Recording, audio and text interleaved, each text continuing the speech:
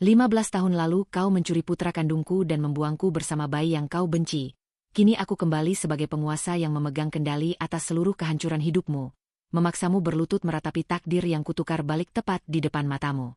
Sebelum mulai ceritanya, komen dulu kalian dari kota atau negara mana. Aku pengen tahu. Jangan lupa like, subscribe, dan aktifkan lonceng, supaya channel ini makin berkembang. Udara kota ini masih terasa sama, lembab dan membawa aroma tanah yang khas setelah hujan. Namun bagi Hasna, setiap tarikan napas di sini terasa seperti menghirup serpihan kaca. 15 tahun lalu, di bawah langit yang sama, ia diseret keluar dari rumah besar keluarga Arini dengan tuduhan paling menjijikan yang bisa diterima seorang istri. Berzina saat suaminya sedang di luar kota. Ia dibuang seperti sampah, tanpa uang, tanpa pembelaan, hanya dengan seorang bayi di dekapan yang disebut Arini sebagai anak haram. Kini, Hasna berdiri di depan cermin besar di dalam mobil mewah yang terparkir tepat di depan Grand Ballroom Hotel Mulia. Ia bukan lagi perempuan malang dengan rambut kusut dan baju lusuh. Hasna yang sekarang mengenakan setelan blazer berwarna biru dongker yang dipotong sempurna, mempertegas bahunya yang kini tegak dan kokoh. Tatapannya dingin, setajam mata pisau yang telah diasah bertahun-tahun oleh penderitaan. "Bunda, kita sudah sampai." Suara lembut itu memecah lamunan Hasna. Hasna menoleh. Di sampingnya duduk Bagas, putra yang ia besarkan dengan tetesan keringat dan air mata di perantauan. Bagas adalah pemuda berusia 15 tahun yang tampan, santun, dan memiliki sorot mata yang menenangkan. Bagas tidak tahu bahwa identitas aslinya adalah kunci dari badai yang akan segera Hasna lepaskan. Bagas adalah anak yang ia rawat dengan penuh kasih. Meski ia tahu secara biologis, anak ini adalah buah dari pengkhianatan suaminya dengan perempuan lain. Namun, di mata Hasna, Bagas adalah benteng batinnya. "Kamu siap, sayang? Ingat, tetaplah berada di dekat Bunda. Jangan banyak bicara, cukup amati," pesan Hasna sambil merapikan kerah kemeja Bagas. "Aku siap, Bunda. Apapun yang Bunda lakukan, aku mendukungmu," jawab Bagas tulus. Hasna mengangguk kecil. Di samping Bagas, ada Maya, sahabat sekaligus rekan bisnisnya yang selama 10 tahun terakhir membantunya membangun kerajaan bisnis properti di luar negeri. Maya adalah sosok yang suportif, namun ia juga satu-satunya orang yang tahu betapa gelapnya dendam yang disimpan Hasna. "Ingat rencana kita, Hasna. Jangan biarkan emosimu meledak di depan kamera. Kita di sini sebagai high investment. Kau adalah penyelamat bagi yayasan mereka yang hampir bangkrut itu," bisik Maya memberikan penguatan. Hasna tidak menjawab. Ia hanya mengulas senyum tipis yang tidak mencapai matanya. Pintu mobil dibuka oleh ajudan. Hasna melangkah keluar, diikuti Bagas dan Maya. Cahaya lampu flash kamera langsung menyambut mereka. Malam ini adalah malam penggalangan dana bagi Yayasan Kasih Arini, sebuah organisasi nirlaba yang menjadi kebanggaan mantan mertuanya. Yayasan itu sedang di ujung tanduk karena skandal korupsi internal, dan mereka membutuhkan investor besar untuk mencuci nama baik serta memulihkan keuangan mereka. Saat Hasna melangkah masuk ke dalam ballroom, suasana yang tadinya bising oleh obrolan para sosialita mendadak hening. Kehadiran Hasna memancarkan aura otoritas yang tak terbantahkan. Di ujung ruangan, di atas panggung kecil, berdirilah sosok yang paling ingin Hasna hancurkan, Arini. Perempuan tua itu masih terlihat angkuh dengan kebaya sutra dan perhiasan berlian yang berlebihan. Di sampingnya, berdiri Adrian, mantan suami Hasna yang tampak lebih tua dengan gurat kecemasan di wajahnya, serta Siska, perempuan yang dulu menjadi selingkuhan Adrian dan kini bertindak sebagai nyonya rumah yang sombong. Hasna berjalan perlahan. Setiap ketukan hak sepatunya di atas lantai marmer seolah menghitung mundur kehancuran mereka. Ketika jarak mereka hanya terpaut 3 meter, Arini menyipitkan mata, mencoba mengenali sosok di depannya. "Selamat malam, Ibu Arini. Maaf saya sedikit terlambat," ucap Hasna dengan suara rendah namun bertenaga. Wajah Arini yang tadinya penuh senyum palsu untuk para tamu, tiba-tiba memucat. Gelas sampahnya di tangannya bergetar hebat. Ia menatap Hasna dari ujung kaki hingga ujung kepala. "Kakao? Tidak mungkin." Adrian, yang berdiri di belakang ibunya, hampir tersedak. Matanya membulat sempurna. "Hasna? Ini benar-benar kau?" Siska, yang menyadari situasi menjadi canggung, mencoba mengambil kendali. Sebagai istri sah Adrian sekarang, ia merasa memiliki wilayah yang harus dijaga. Siapa kalian? Ini acara tertutup untuk donatur utama. Satpam, kenapa orang asing bisa masuk? Maya melangkah maju sebelum Satpam sempat mendekat. Orang asing? Saya rasa Anda salah informasi. Nyonya Siska. Perkenalkan, ini adalah Nyonya Hasna, CEO dari High Investment, investor utama yang sudah menandatangani komitmen dana hibah sebesar 50 miliar untuk yayasan ini. Jika kalian ingin kami pergi, dana itu juga akan pergi. Suasana membeku. Arini hampir saja jatuh jika Adrian tidak segera memegangi lengannya. Arini memandang Hasna dengan ketakutan yang mulai merayap di matanya. Ketakutan akan masa lalu yang ia kubur dalam-dalam kini bangkit dan berdiri di hadapannya dengan kekuatan yang lebih besar. Hasna, bagaimana bisa kau menjadi seperti ini? Suara Adrian bergetar, ada nada penyesalan yang samar, namun lebih banyak didominasi oleh rasa tidak percaya. Hasna menatap Adrian tanpa secuil pun rasa cinta yang dulu pernah menghuni hatinya. Ia melihat pria itu sebagai sosok yang lemah, pengecut yang membiarkan istrinya diusir tanpa bukti. Dunia berputar, Adrian. Dan tampaknya, dunia sedang membawa saya kembali untuk melihat bagaimana kalian mengelola berkat yang kalian curi dari saya. Mata Hasna kemudian beralih pada Arini. Ia melihat tangan wanita tua itu masih gemetar. Ibu Arini, saya dengar yayasan ini fokus pada kesejahteraan anak-anak? Sungguh mulia. Saya ingin melihat langsung bagaimana Anda mendidik anak-anak di bawah naungan Anda. Apakah sama baiknya dengan cara Anda mendidik saya dulu? Kalimat itu seperti tamparan keras di wajah Arini. Arini tahu betul apa yang ia lakukan 15 tahun lalu, tentang bayi laki-laki yang ia tukar demi ambisinya memiliki pewaris laki-laki dari darah dagingnya sendiri, tanpa peduli bahwa ia telah menukar bayi kandung Hasna dengan bayi Siska. Tiba-tiba, seorang remaja laki-laki muncul dari arah belakang panggung. Ia mengenakan pakaian yang berantakan dan ekspresi wajah yang muram. Itu adalah Raka, anak yang selama ini dianggap Arini sebagai cucu kandungnya, padahal ia adalah anak kandung Hasna yang tertukar. Raka berteriak pada pelayan karena minumannya tidak dingin, menunjukkan tabiatnya yang buruk. Hasna melihat Raka. Jantungnya berdenyut nyeri. Ada tarikan batin yang tidak bisa ia jelaskan. Itulah anak yang seharusnya ia timang, anak yang seharusnya tumbuh dengan kasih sayangnya. Namun kini tumbuh menjadi remaja pemberontak di tangan Siska dan Arini yang berhati dingin. Hasna menarik napas panjang, menekan gejolak emosi yang hampir meruntuhkan topeng profesionalnya.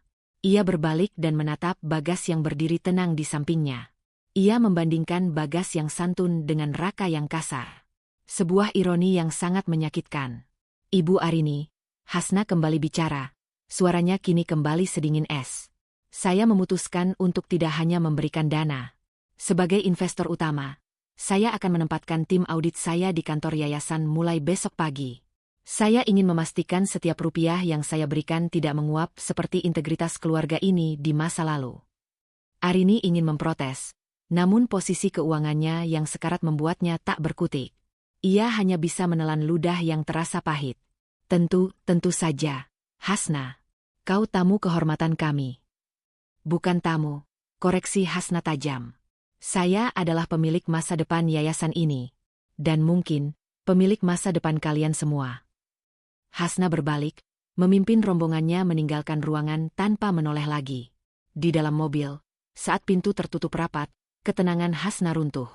Tangannya mencengkeram lututnya sendiri hingga buku-buku jarinya memutih. Bunda tidak apa-apa. Bagas memegang tangan Hasna, merasakan keringat dingin di telapak tangan ibunya. Hasna menatap Bagas dengan tatapan penuh luka. Bunda tidak apa-apa, Bagas. Bunda hanya baru saja menyadari bahwa membalas dendam membutuhkan harga yang sangat mahal. Hasna memejamkan mata. Ia baru saja memutuskan untuk masuk kembali ke dalam lingkaran setan keluarga itu. Ia tahu risikonya. Ia tahu bahwa mulai besok, ia harus melihat anak kandungnya, Raka, diperlakukan buruk oleh Siska. Sementara ia harus merahasiakan kenyataan itu dari Bagas agar rencananya tidak berantakan. Keputusan kecil namun berisiko telah ia ambil. Ia tidak akan hanya menjadi investor jarak jauh. Ia akan pindah ke rumah lama di dekat kediaman Arini, menantang hantu-hantu masa lalu secara langsung. Maya, panggil Hasna tanpa membuka mata. Batalkan kontrak hotel kita. Kita akan menempati rumah tua di Jalan Melati. Tepat di depan gerbang rumah mereka. Maya terkesiap. Itu terlalu dekat. Hasna, mereka bisa memata-mataimu setiap saat. Biar saja, sahut Hasna dingin. Aku ingin Arini tidak bisa tidur setiap kali ia melihat lampu rumahku menyala. Aku ingin dia merasa bahwa aku selalu mengawasinya, bahkan dalam mimpinya. Malam itu, di kota yang pernah membuangnya, Hasna memulai langkah pertamanya untuk mengambil kembali apa yang seharusnya menjadi miliknya, meski ia harus mempertaruhkan sisa kedamaian batinnya. Keputusan Hasna untuk menempati rumah tua tepat di depan gerbang kediaman Arini bukan tanpa alasan. Setiap pagi, dari balik jendela lantai 2 yang tertutup tirai tipis, Hasna bisa melihat aktivitas di rumah yang pernah menjadi penjara batinnya itu. Ia melihat mobil Adrian keluar masuk, ia melihat para asisten rumah tangga yang masih sama sibuknya, dan ia melihat bayangan masa lalunya sendiri yang tersiksa di sana. Pagi ini, jantung Hasna berdegup lebih kencang saat melihat sesosok remaja laki-laki, Raka, keluar dari rumah itu dengan tas sekolah yang disampirkan asal-asalan. Raka tampak sedang membentak seorang sopir karena mobilnya terlambat dipanaskan. Anak itu, dia tumbuh dengan amarah, bisik Hasna pada dirinya sendiri. Tangannya menyentuh kaca jendela yang dingin. Perasaan bersalah menyerang batinnya. Jika saja 15 tahun lalu ia tidak difitnah dan diusir, mungkinkah Raka tumbuh menjadi pemuda yang lebih tenang seperti Bagas? Bunda? Sarapan sudah siap. Suara Bagas terdengar dari balik pintu. Hasna segera menarik tangannya dari kaca dan berbalik, memaksakan senyum yang paling tenang. Iya, sayang. Bunda segera turun. Di ruang makan, Bagas sudah menata nasi goreng dengan rapi. Maya duduk di sana sambil sibuk dengan tabletnya. Suasana rumah ini terasa hangat, sangat kontras dengan hawa dingin yang terpancar dari rumah di seberang jalan. Namun, ketenangan itu terusik saat Maya mendongak dengan ekspresi serius. Hasna, Siska mulai bergerak, ujar Maya tanpa basa-basi. Dia mengundang beberapa istri pejabat dan pengurus yayasan untuk acara minum teh pagi ini di klubhouse perumahan. Pesan yang tersebar secara tersirat menyebutkan dia akan melakukan klarifikasi tentang siapa sebenarnya donatur baru yayasan mereka. Hasna menyesap tehnya perlahan. Ia tahu, klarifikasi adalah bahasa halus untuk pembunuhan karakter. Dia merasa terancam. Siska tidak pernah memiliki apapun yang murni miliknya sendiri. Posisi yang dia tempati sekarang adalah hasil curian, jadi dia takut pencuri lain akan datang mengambilnya. Kau akan datang? Tanya Maya ragu. Ini bisa menjadi jebakan emosional. Aku harus datang, Maya. Jika aku bersembunyi, tuduhan masa lalu itu akan tetap menjadi kebenaran di mata mereka.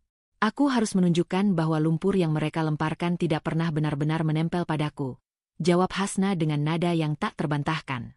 Klubhouse perumahan mewah itu dipenuhi oleh wanita-wanita berpakaian glamor yang aroma parfumnya memenuhi ruangan. Saat Hasna melangkah masuk bersama Maya, suasana mendadak senyap. Siska, yang berdiri di tengah lingkaran para sosialita itu, segera memasang wajah prihatin yang dibuat-buat. Oh, lihat siapa yang datang. Suara Siska melengking, cukup keras untuk didengar semua orang. Ia berjalan mendekati Hasna dengan langkah yang dipaksakan anggun. Selamat datang, Hasna. Atau haruskah aku memanggilmu, Nyonya Investor? Kami sedang membicarakan betapa beruntungnya yayasan kami mendapatkan bantuan, meskipun kami semua tahu sejarahmu di kota ini. Hasna tetap berdiri tegak, wajahnya datar. Sejarah adalah perspektif, Siska. Dan perspektif biasanya tergantung pada siapa yang memegang kendali atas narasi tersebut. Siska tertawa hambar, matanya berkilat penuh kebencian. Narasi? Hasna, semua orang di sini masih ingat bagaimana kau diusir oleh Ibu Arini karena kedapatan membawa pria lain ke dalam rumah saat Adrian tidak ada. Bukankah memalukan kembali ke sini dengan uang yang entah dari mana asalnya setelah melakukan perzinaan itu? Beberapa wanita di sekitar mereka mulai berbisik-bisik. Hasna bisa merasakan luka lama itu menganga kembali. Rasa malu, hancur, dan putus asa malam itu kembali menghantam batinnya. Ia ingat betapa ia bersujud di kaki Adrian, memohon agar suaminya percaya bahwa pria yang ada di kamarnya malam itu adalah jebakan, namun Adrian hanya menatapnya dengan jijik. Namun, Hasna bukan lagi perempuan lemah itu. Ia menarik napas dalam, menstabilkan getaran di tangannya. Zina. Hasna mengulang kata itu dengan nada yang hampir kasihan. Lucu sekali mendengar kata itu keluar dari mulut wanita yang selama bertahun-tahun menjadi selingkuhan suamiku saat aku masih sah menjadi istrinya. Jika kita ingin bicara tentang moral, Siska, mari kita mulai dari bagaimana kau masuk ke rumah itu bahkan sebelum tempat tidurku dingin. Wajah Siska memerah padam. Kau hanya mencoba mengalihkan pembicaraan. Semua orang tahu kau diusir karena kotor.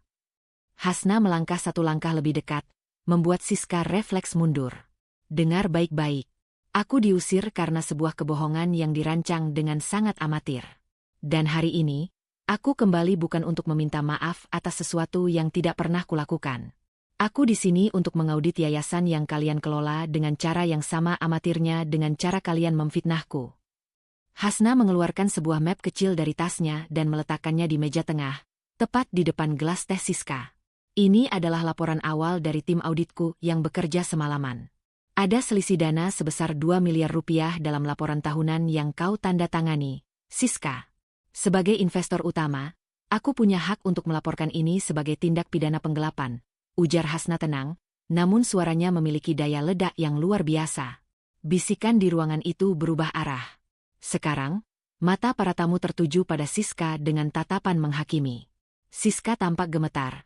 Ia mencoba mencari dukungan dari teman-temannya, namun mereka semua memalingkan wajah.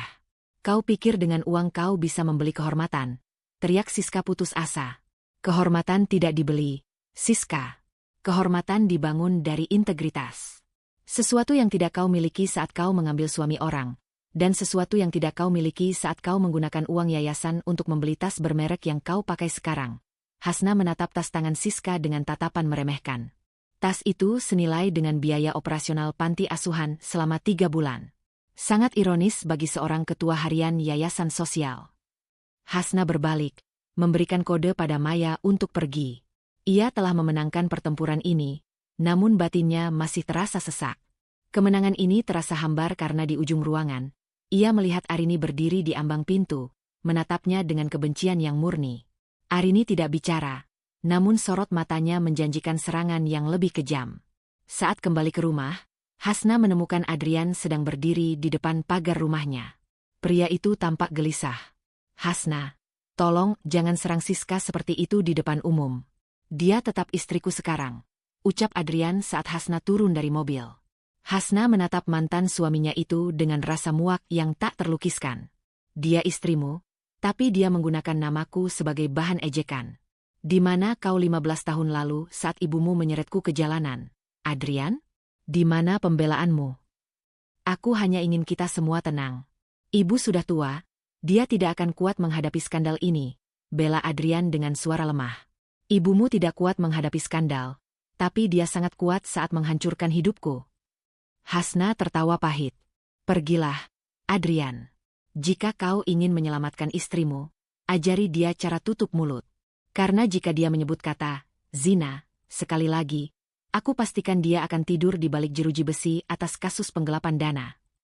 Adrian tertunduk dan pergi dengan langkah gontai. Namun, tekanan batin baru justru muncul saat Hasna masuk ke dalam rumah. Ia menemukan Bagas sedang berdiri di ruang tamu, memegang sebuah foto lama yang terjatuh dari kotak penyimpanan Hasna, foto Hasna saat masih hamil. Bunda. Suara Bagas terdengar bergetar. Kenapa di foto ini Bunda tampak sangat sedih? Dan siapa pria di samping Bunda ini? Kenapa wajahnya mirip dengan pria yang tadi bicara dengan Bunda di depan pagar? Hasna terpaku. Ia belum siap menjelaskan kepada Bagas tentang siapa ayahnya, apalagi tentang kenyataan bahwa Bagas bukan anak kandungnya. Namun, melihat rasa ingin tahu di mata Bagas, Hasna menyadari bahwa ia baru saja membuka kotak Pandora yang berbahaya. Itu hanya masa lalu yang sudah mati, Bagas, jawab Hasna pendek, mencoba mengambil foto itu. Tapi masa lalu itu sepertinya ingin hidup kembali. Bunda, sahut Bagas tajam.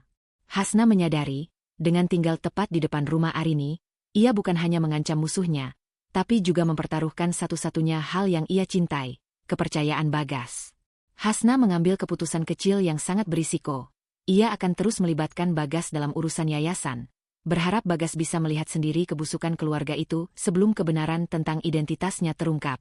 Namun, ia tidak tahu, apakah Bagas akan tetap berada di pihaknya jika pemuda itu tahu siapa ibu kandungnya yang sebenarnya. Pertanyaan Bagas semalam tentang pria di foto itu, Adrian, masih menggantung di udara seperti kabut tebal yang enggan beranjak. Hasna melewatkan malam dengan mata terbuka, menatap langit-langit kamar sambil meraba perutnya yang kini rata. Di sana, 15 tahun lalu, ada kehidupan yang ia jaga dengan segenap nyawa, namun akhirnya direnggut paksa oleh tangan-tangan yang ia anggap keluarga. Ironi terbesar dalam hidupnya adalah pemuda yang baru saja memberikan secangkir susu hangat ke mejanya saat ini. Bagas, bukanlah janin yang dulu ia elus di dalam rahim itu. Bunda masih kurang tidur. Bagas berdiri di ambang pintu ruang kerja Hasna. Tatapannya penuh kekhawatiran yang tulus. Kalau Bunda lelah karena urusan yayasan itu, biar aku yang bantu rapikan berkas-berkasnya. Bunda istirahatlah sebentar. Hasna memandang Bagas. Wajah anak itu begitu jernih, mencerminkan didikan Hasna yang mengedepankan empati dan disiplin. Padahal, secara biologis, Bagas adalah putra Siska, perempuan yang menghancurkan rumah tangganya. Hasna sering bertanya-tanya pada Tuhan, apakah ini sebuah berkah atau kutukan? Ia membesarkan anak musuhnya menjadi manusia luar biasa, sementara ia tidak tahu nasib anak kandungnya sendiri di tangan orang-orang kejam itu. Bunda baik-baik saja, Bagas. Hanya banyak yang harus dipikirkan, jawab Hasna sambil menutup map laporan audit. Hari ini Bunda harus ke kantor Yayasan Kasih Arini. Kamu ikut, ya? Bunda ingin kamu mulai belajar bagaimana menghadapi orang-orang yang hanya manis di permukaan. Bagas mengangguk patuh. Tentu, Bunda. Aku akan bersiap. Hasna mengambil tasnya, menguatkan hati. Hari ini bukan hanya soal audit finansial. Hari ini adalah tentang mencari potongan jiwanya yang hilang. Kantor pusat Yayasan Kasih Arini tampak megah dengan pilar-pilar putih besar. Namun bagi Hasna, gedung itu terasa seperti makam yang dikapur putih. Di lobi, Hasna disambut oleh tatapan tidak senang dari para staf yang jelas-jelas sudah dipengaruhi oleh Siska. Tak jauh dari meja resepsionis, keributan pecah. Seorang remaja laki-laki sedang membentak seorang wanita tua, salah satu pengurus panti yang tampak gemetar. Aku bilang, aku tidak mau makan nasi kotak bodoh ini. Aku mau steak. Kenapa kau tulis sekali? Hah? Teriak remaja itu. Ia kemudian menendang tumpukan kardus nasi hingga isinya berhamburan ke lantai marmer yang bersih. Hasna terpaku. Remaja itu adalah Raka. Anak laki-laki yang ia lihat sekilas di acara malam itu. Dari jarak sedekat ini, Hasna bisa melihat dengan jelas garis rahangnya yang mirip dengan ayahnya. Namun sorot matanya yang liar dan penuh kebencian adalah hasil didikan Arini dan Siska yang salah arah. Raka, jaga bicaramu. Siska muncul dari balik lorong. Namun bukannya memarahi anaknya dengan tegas, ia justru mendekat dengan nada memanjakan yang memuakkan. Kalau kamu tidak suka, ya sudah. Nanti mama pesankan dari restoran. Ya? Jangan teriak-teriak, sayang. Nanti tenggorokanmu sakit. Mama lama sekali. Aku benci tempat ini. Isinya cuma orang-orang miskin dan bau. Raka mendengus, lalu dengan sengaja menginjak nasi yang tumpah itu sebelum melangkah pergi. Hati Hasna seperti diremas oleh tangan raksasa. Itu anakku, batinnya menjerit. Darah dagingku yang dulu aku doakan setiap malam agar menjadi imam yang baik, sekarang tumbuh menjadi monster kecil yang tak punya adab. Raka melewati Hasna tanpa sedikit pun rasa hormat. Saat bahu mereka bersenggolan, Raka justru melotot. Minggir, jangan menghalangi jalan. Bagas yang berdiri di samping Hasna segera menahan bahu Raka dengan sopan namun tegas. Hei, bicaralah yang sopan pada ibuku. Kamu hampir menabraknya. Raka menoleh, menatap Bagas dari atas ke bawah dengan tatapan merendahkan. Siapa kau? Berani-beraninya mengaturku di gedung milik nenekku? Pergi sana, anak pungut. Bagas nyaris membalas. Namun tangan Hasna mencengkeram lengan Bagas, melarangnya bergerak. Hasna menatap mata Raka dalam-dalam. Di balik keangkuhan itu, Hasna melihat kekosongan. Raka tidak tumbuh dengan kasih sayang, melainkan dengan pemuasan ego yang tak terbatas. Siska yang melihat interaksi itu segera menghampiri. Oh, Hasna. Maaf ya, anakku Raka memang sedikit ekspresif. Dia calon pewaris tunggal keluarga ini, jadi wajar kalau dia punya standar yang tinggi. Hasna mengatur napasnya yang memburu. Standar tinggi tidak sama dengan kurang ajar, Siska. Jika kau menyebut perilaku tadi sebagai ekspresif, maka kau tidak hanya gagal sebagai pengurus yayasan, tapi kau gagal total sebagai seorang ibu. Wajah Siska menegang. Kau tidak berhak bicara soal cara mendidik anak. Kau sendiri, siapa pemuda ini? Hasil hubungan gelapmu setelah diusir dulu. Siska menunjuk Bagas dengan jarinya yang memakai kutek merah menyala. Bagas tampak tersinggung, namun ia tetap tenang demi menjaga wibawa Hasna. Hasna tersenyum tipis, sebuah senyum yang mengandung racun. Namanya Bagas. Dia putra yang sangat membanggakan. Dia juara Olimpiade Matematika Internasional, mahir 3 bahasa, dan yang paling penting dia tahu cara menghormati manusia lain. Sesuatu yang tampaknya tidak pernah bisa kau ajarkan pada Raka meskipun kau punya gunung emas sekalipun. Hasna kemudian berpaling dari Siska dan menatap Raka yang masih berdiri tak jauh dari sana. Raka, ingat wajah saya. Suatu hari nanti, kau akan menyadari bahwa dunia tidak berputar hanya untuk memuaskan keinginanmu. Dan saat hari itu tiba, orang yang paling kau benci mungkin adalah satu-satunya orang yang bisa menyelamatkanmu. Raka hanya mendecih dan pergi keluar gedung. Hasna memejamkan mata sesaat. Rasa sakitnya begitu nyata, melihat Bagas yang begitu berbakti di satu sisi, dan Raka yang hancur di sisi lain. Ironi ini begitu menyesakkan. Ia mencintai Bagas sebagai anaknya, padahal Bagas adalah benih dari wanita yang kini sedang ia permalukan. Sebaliknya, ia sangat ingin memeluk Raka sebagai anak kandungnya, namun Raka justru menatapnya dengan jijik. Sore harinya, Hasna berada di ruang audit yayasan. Ia sengaja meminta semua berkas asli dikumpulkan di sana. Di tengah tumpukan dokumen, Arini masuk dengan langkah yang pelan namun penuh wibawa. Wanita tua itu menutup pintu di belakangnya. Hasna, panggil Arini. Suaranya tidak lagi melengking seperti malam itu, melainkan berat dan penuh ancaman tersembunyi. Apa yang sebenarnya kau cari? Jika ini soal uang, sebutkan angkanya. Berhenti mencampuri cara kami mendidik cucuku. Hasna tidak mendongak dari berkasnya. Uang Anda tidak cukup untuk membeli minat saya, Nyonya Arini. Saya di sini untuk kebenaran. Dan soal Raka, Anda sedang menghancurkan masa depannya dengan membiarkannya menjadi liar. Dia anak Adrian. Dia darah biru keluarga ini. Arini menggebrak meja. Dia harus kuat, harus ditakuti, agar tidak ada orang rendahan sepertimu yang bisa menjatuhkannya. Hasna akhirnya menatap Arini. Darah biru? Benarkah? Apakah Anda yakin darah yang mengalir di tubuh Raka adalah darah yang Anda dambakan? Bagaimana jika suatu saat nanti, darah itu justru menjadi belati yang menusuk jantung Anda sendiri? Arini terdiam, matanya berkilat waspada. Ia merasa Hasna tahu sesuatu, namun ia tidak yakin sejauh mana. Jangan bicara teka-teki padaku. Ini bukan teka-teki, Nyonya Arini. Ini adalah peringatan. Hasna bangkit berdiri, merapikan tasnya. Mulai besok, saya akan mengirimkan guru privat dan mentor perilaku untuk Raka. Jika yayasan ini ingin dana saya terus mengalir, Raka harus berada di bawah pengawasan saya selama 3 jam setiap harinya di kantor ini. Arini terperangah. Kau gila. Siska tidak akan pernah setuju. Maka pilihannya ada di tangan Anda. Uang hibah 50 miliar dan kelangsungan yayasan. Atau ego Siska. Saya tunggu jawabannya besok pagi. Hasna keluar dari ruangan itu dengan perasaan yang berkecamuk. Ia mengambil keputusan besar yang sangat berisiko. Dengan membawa Raka ke dekatnya, ia mengambil risiko bahwa Siska akan semakin gila menyerangnya. Namun, ia tidak punya pilihan. Ia harus menyelamatkan Raka dari didikan setan yang diberikan Arini dan Siska, meski ia harus melakukannya dengan kedok seorang investor yang dingin. Di parkiran, Bagas sudah menunggu di dalam mobil. Saat Hasna masuk, Bagas memberikan sebotol air mineral yang sudah dibuka tutupnya. Minum dulu, Bunda. Wajah Bunda pucat sekali. Hasna menerima botol itu, menatap tangan Bagas yang bersih dan cekatan.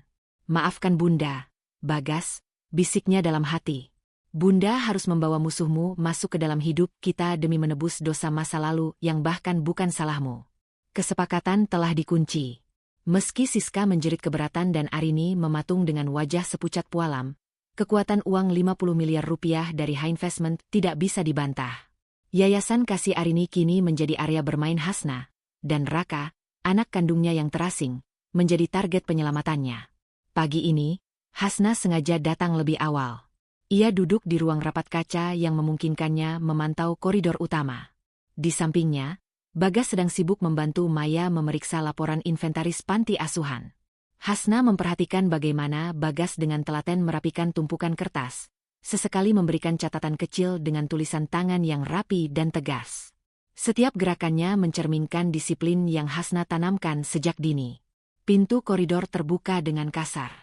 Raka masuk dengan langkah diseret, mengenakan seragam sekolah yang dikeluarkan dan telinga yang tersumbat earphone. Di belakangnya, Adrian mengikuti dengan wajah lelah, membawa tas sekolah anaknya yang seharusnya dibawa sendiri oleh remaja itu. Duduk di sana, Raka. Nyonya Hasna sudah menunggumu, perintah Adrian pelan, mencoba menekan amarahnya di depan publik. Raka mendengus, membanting pantatnya di kursi empuk di depan Hasna, lalu mengangkat kakinya ke atas meja. 3 jam sehari? Kalian pikir aku anak TK yang butuh pengasuh? Aku tidak butuh uang kalian. Hasna tidak langsung merespons. Ia menatap kaki Raka yang mengotori meja rapatnya, lalu beralih menatap Adrian yang berdiri mematung di ambang pintu. Adrian, apakah ini cara keluarga terhormatmu mendidik calon pewaris? Di kantor saya, bahkan seorang direktur pun tidak akan berani mengangkat kaki di meja rapat. Adrian mendekat, wajahnya memerah karena malu. Raka, turunkan kakimu. Sekarang. Raka tertawa mengejek, namun perlahan menurunkan kakinya karena tatapan Hasna yang begitu dingin dan menusuk, seolah-olah wanita itu bisa melihat langsung ke dalam busuknya hati Raka. Bagas, panggil Hasna tenang. Bagas segera berdiri dari mejanya di sudut ruangan dan menghampiri. Iya, Bunda. Tolong tunjukkan pada Raka berkas yang harus dia pelajari tentang etika dasar dan sejarah yayasan ini. Pastikan dia tidak menyentuh ponselnya selama sesi ini berlangsung, ucap Hasna. Bagas mengangguk, lalu menatap Raka dengan tatapan yang sulit diartikan, antara kasihan dan ketegasan. Mari kita mulai, Raka. Lebih cepat kau belajar, lebih cepat kau bisa pergi. Raka menatap Bagas dengan benci. Jangan sok mengaturku, anak pungut. Namanya Bagas, sela Hasna tajam. Dan dia punya nama keluarga yang jauh lebih terhormat daripada perilaku yang kau tunjukkan hari ini. Adrian yang masih berdiri di sana, terdiam melihat interaksi kedua remaja itu. Ada sesuatu yang mengusik batinnya. Ia melihat Bagas, pemuda itu memiliki cara berdiri yang tegak, persis seperti dirinya saat muda. Bahkan cara Bagas memegang pulpen dan kerutan di dahinya saat berpikir, sangat mengingatkan Adrian pada foto-foto masa remajanya sendiri. Di sisi lain, ia melihat Raka. Wajah Raka memang mirip dengannya, namun sifatnya tak ada sedikit pun kemiripan. Adrian adalah pria yang dididik keras dalam hal tata krama, sementara Raka adalah produk dari kemanjaan Siska yang tanpa batas. Mengapa Bagas, anak yang dibawa Hasna dari perantauan, justru terasa lebih cocok menjadi anaknya daripada Raka? 1 jam berlalu. Adrian tidak pergi, ia justru duduk di lobi luar, memerhatikan melalui celah pintu yang terbuka. Ia melihat Bagas dengan sabar menjelaskan poin-poin dalam berkas kepada Raka yang terus-menerus menggerutu. Saat Raka mulai melempar pulpen karena frustrasi, Bagas tidak membalas dengan kemarahan. Ia hanya mengambil pulpen itu, meletakkannya kembali ke tangan Raka, dan bicara dengan nada yang sangat tenang namun berwibawa. Sifat itu, ketenangan itu, tidak mungkin datang dari orang asing, gumam Adrian tanpa sadar. Tiba-tiba, Arini muncul di belakang Adrian. Wanita tua itu tampak gelisah sejak tadi pagi. Ia melihat apa yang dilihat Adrian, dan ketakutan hebat mulai menyergapnya. Arini melihat bagaimana Hasna sesekali mencuri pandang ke arah Raka dengan mata yang berkaca-kaca. Sebuah tatapan yang bukan milik seorang investor dingin, melainkan tatapan seorang ibu yang merana. Adrian, kenapa kau masih di sini? Ayo pergi, biarkan staf yang menjaga Raka, ajak Arini, suaranya sedikit gemetar. Ibu, lihat Bagas, tunjuk Adrian. Apa ibu tidak merasa aneh? Cara dia bicara, cara dia berpikir, dia sangat mirip denganku. Sementara Raka, kadang aku merasa seperti sedang melihat orang asing dalam tubuh anakku sendiri. Jantung Arini serasa berhenti berdetak. Ini adalah bom waktu yang paling ia takuti. Jangan bicara sembarangan, Adrian. Raka itu jelas anakmu dan Siska. Dia hanya sedang nakal, itu saja. Genetik tidak selalu tentang sifat, tapi tentang garis keturunan. Tapi ibu... Cukup. Jangan biarkan Hasna mencuci otakmu, bentak Arini, sedikit terlalu keras hingga terdengar ke dalam ruangan. Hasna keluar dari ruang rapat, menatap ibu dan anak itu dengan senyum satir. Ada masalah, Nyonya Arini? Sepertinya Anda sangat takut anak saya, Bagas, memberikan pengaruh buruk pada cucu kesayangan Anda. Arini mendekati Hasna, merendahkan suaranya agar tidak didengar Bagas dan Raka. Apa rencanamu sebenarnya, Hasna? Kau kembali ke sini, membawa anak itu, lalu masuk ke yayasan kami. Apa kau sedang mencoba menanamkan benih keraguan di keluarga kami? Hasna mendekatkan wajahnya ke telinga Arini, membisikkan kata-kata yang membuat bulu kuduk Arini berdiri.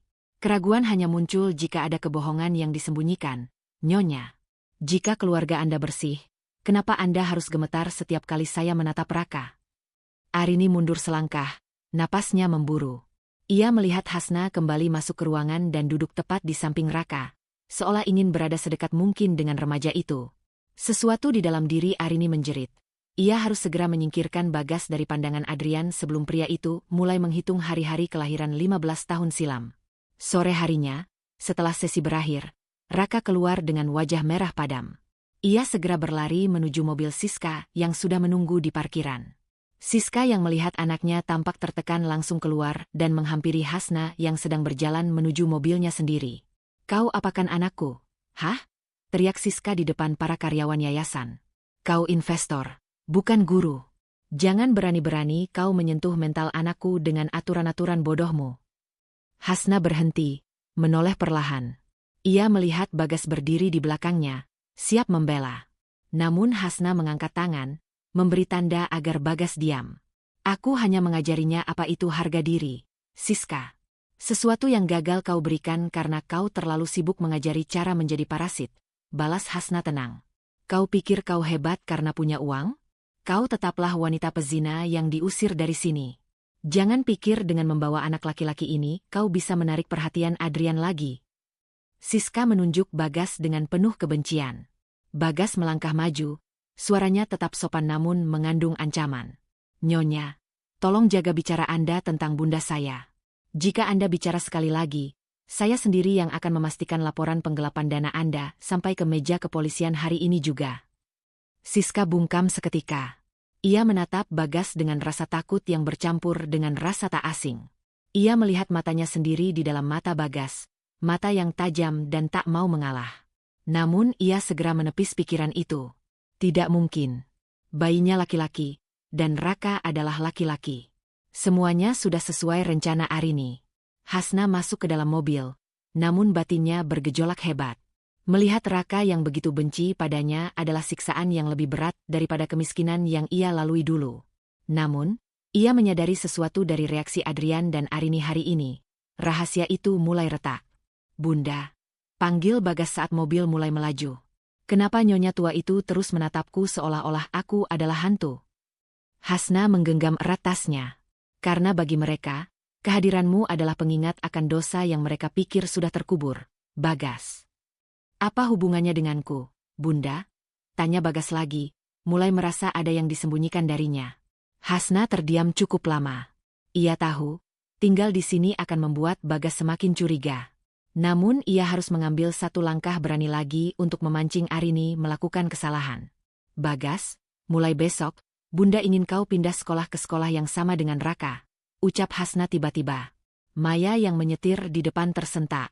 Hasna, itu terlalu berbahaya. Siska bisa mencelakainya di sana. Justru di sanalah medan perang yang sebenarnya, sahut Hasna dingin. Aku ingin Bagas berada di lingkaran terdalam mereka. Aku ingin Adrian melihat Bagas setiap hari, membandingkan setiap tarikan napasnya dengan Raka, hingga pria itu tidak punya pilihan selain mencari tahu kebenaran sendiri. Keputusan itu adalah perjudian terbesar Hasna. Ia menempatkan Bagas, satu-satunya hal berharga yang ia miliki, tepat di mulut serigala. Tekanan batinnya memuncak, antara keinginan melindungi Bagas dan dorongan untuk mengungkap kebenaran bagi Raka. Hasna tahu, setelah malam ini, hidup Bagas tidak akan pernah tenang lagi. Rasa tidak tenang menyelimuti Hasna sejak ia mendaftarkan Bagas ke sekolah elit yang sama dengan Raka. Setiap kali ia melepas Bagas pergi di pagi hari, Hasna merasa seperti melemparkan permata ke dalam lumpur. Namun, di atas segalanya, ada satu kepingan ingatan yang terus menghantuinya. Malam badai 15 tahun lalu di rumah sakit bersalin kasih ibu. Malam di mana Arini mengumumkan bahwa bayi Hasna telah lahir. Namun di saat yang sama, ia dituduh berzina dan bayinya disebut sebagai noda. Hasna butuh saksi. Seseorang yang tidak terikat oleh sumpah setia pada uang Arini. Maya, apakah kau sudah mendapatkan alamatnya? Tanya Hasna sambil menatap rintik hujan dari kaca mobil. Maya, yang sedang menyetir, mengangguk pelan. Wajahnya menunjukkan keprihatinan. Di pinggiran kota, Hasna. Daerah kumuh di dekat rel kereta. Hidupnya hancur setelah dipecat oleh Arini 10 tahun lalu. Sepertinya dia sengaja dibuang agar tidak bisa bicara. Mobil mewah itu akhirnya berhenti di depan sebuah gang sempit yang becek. Hasna turun, mengabaikan cipratan air kotor yang mengenai sepatu mahalnya. Di ujung gang, di sebuah gubuk kayu yang nyaris roboh, duduklah seorang pria tua dengan rambut yang sudah memutih seluruhnya.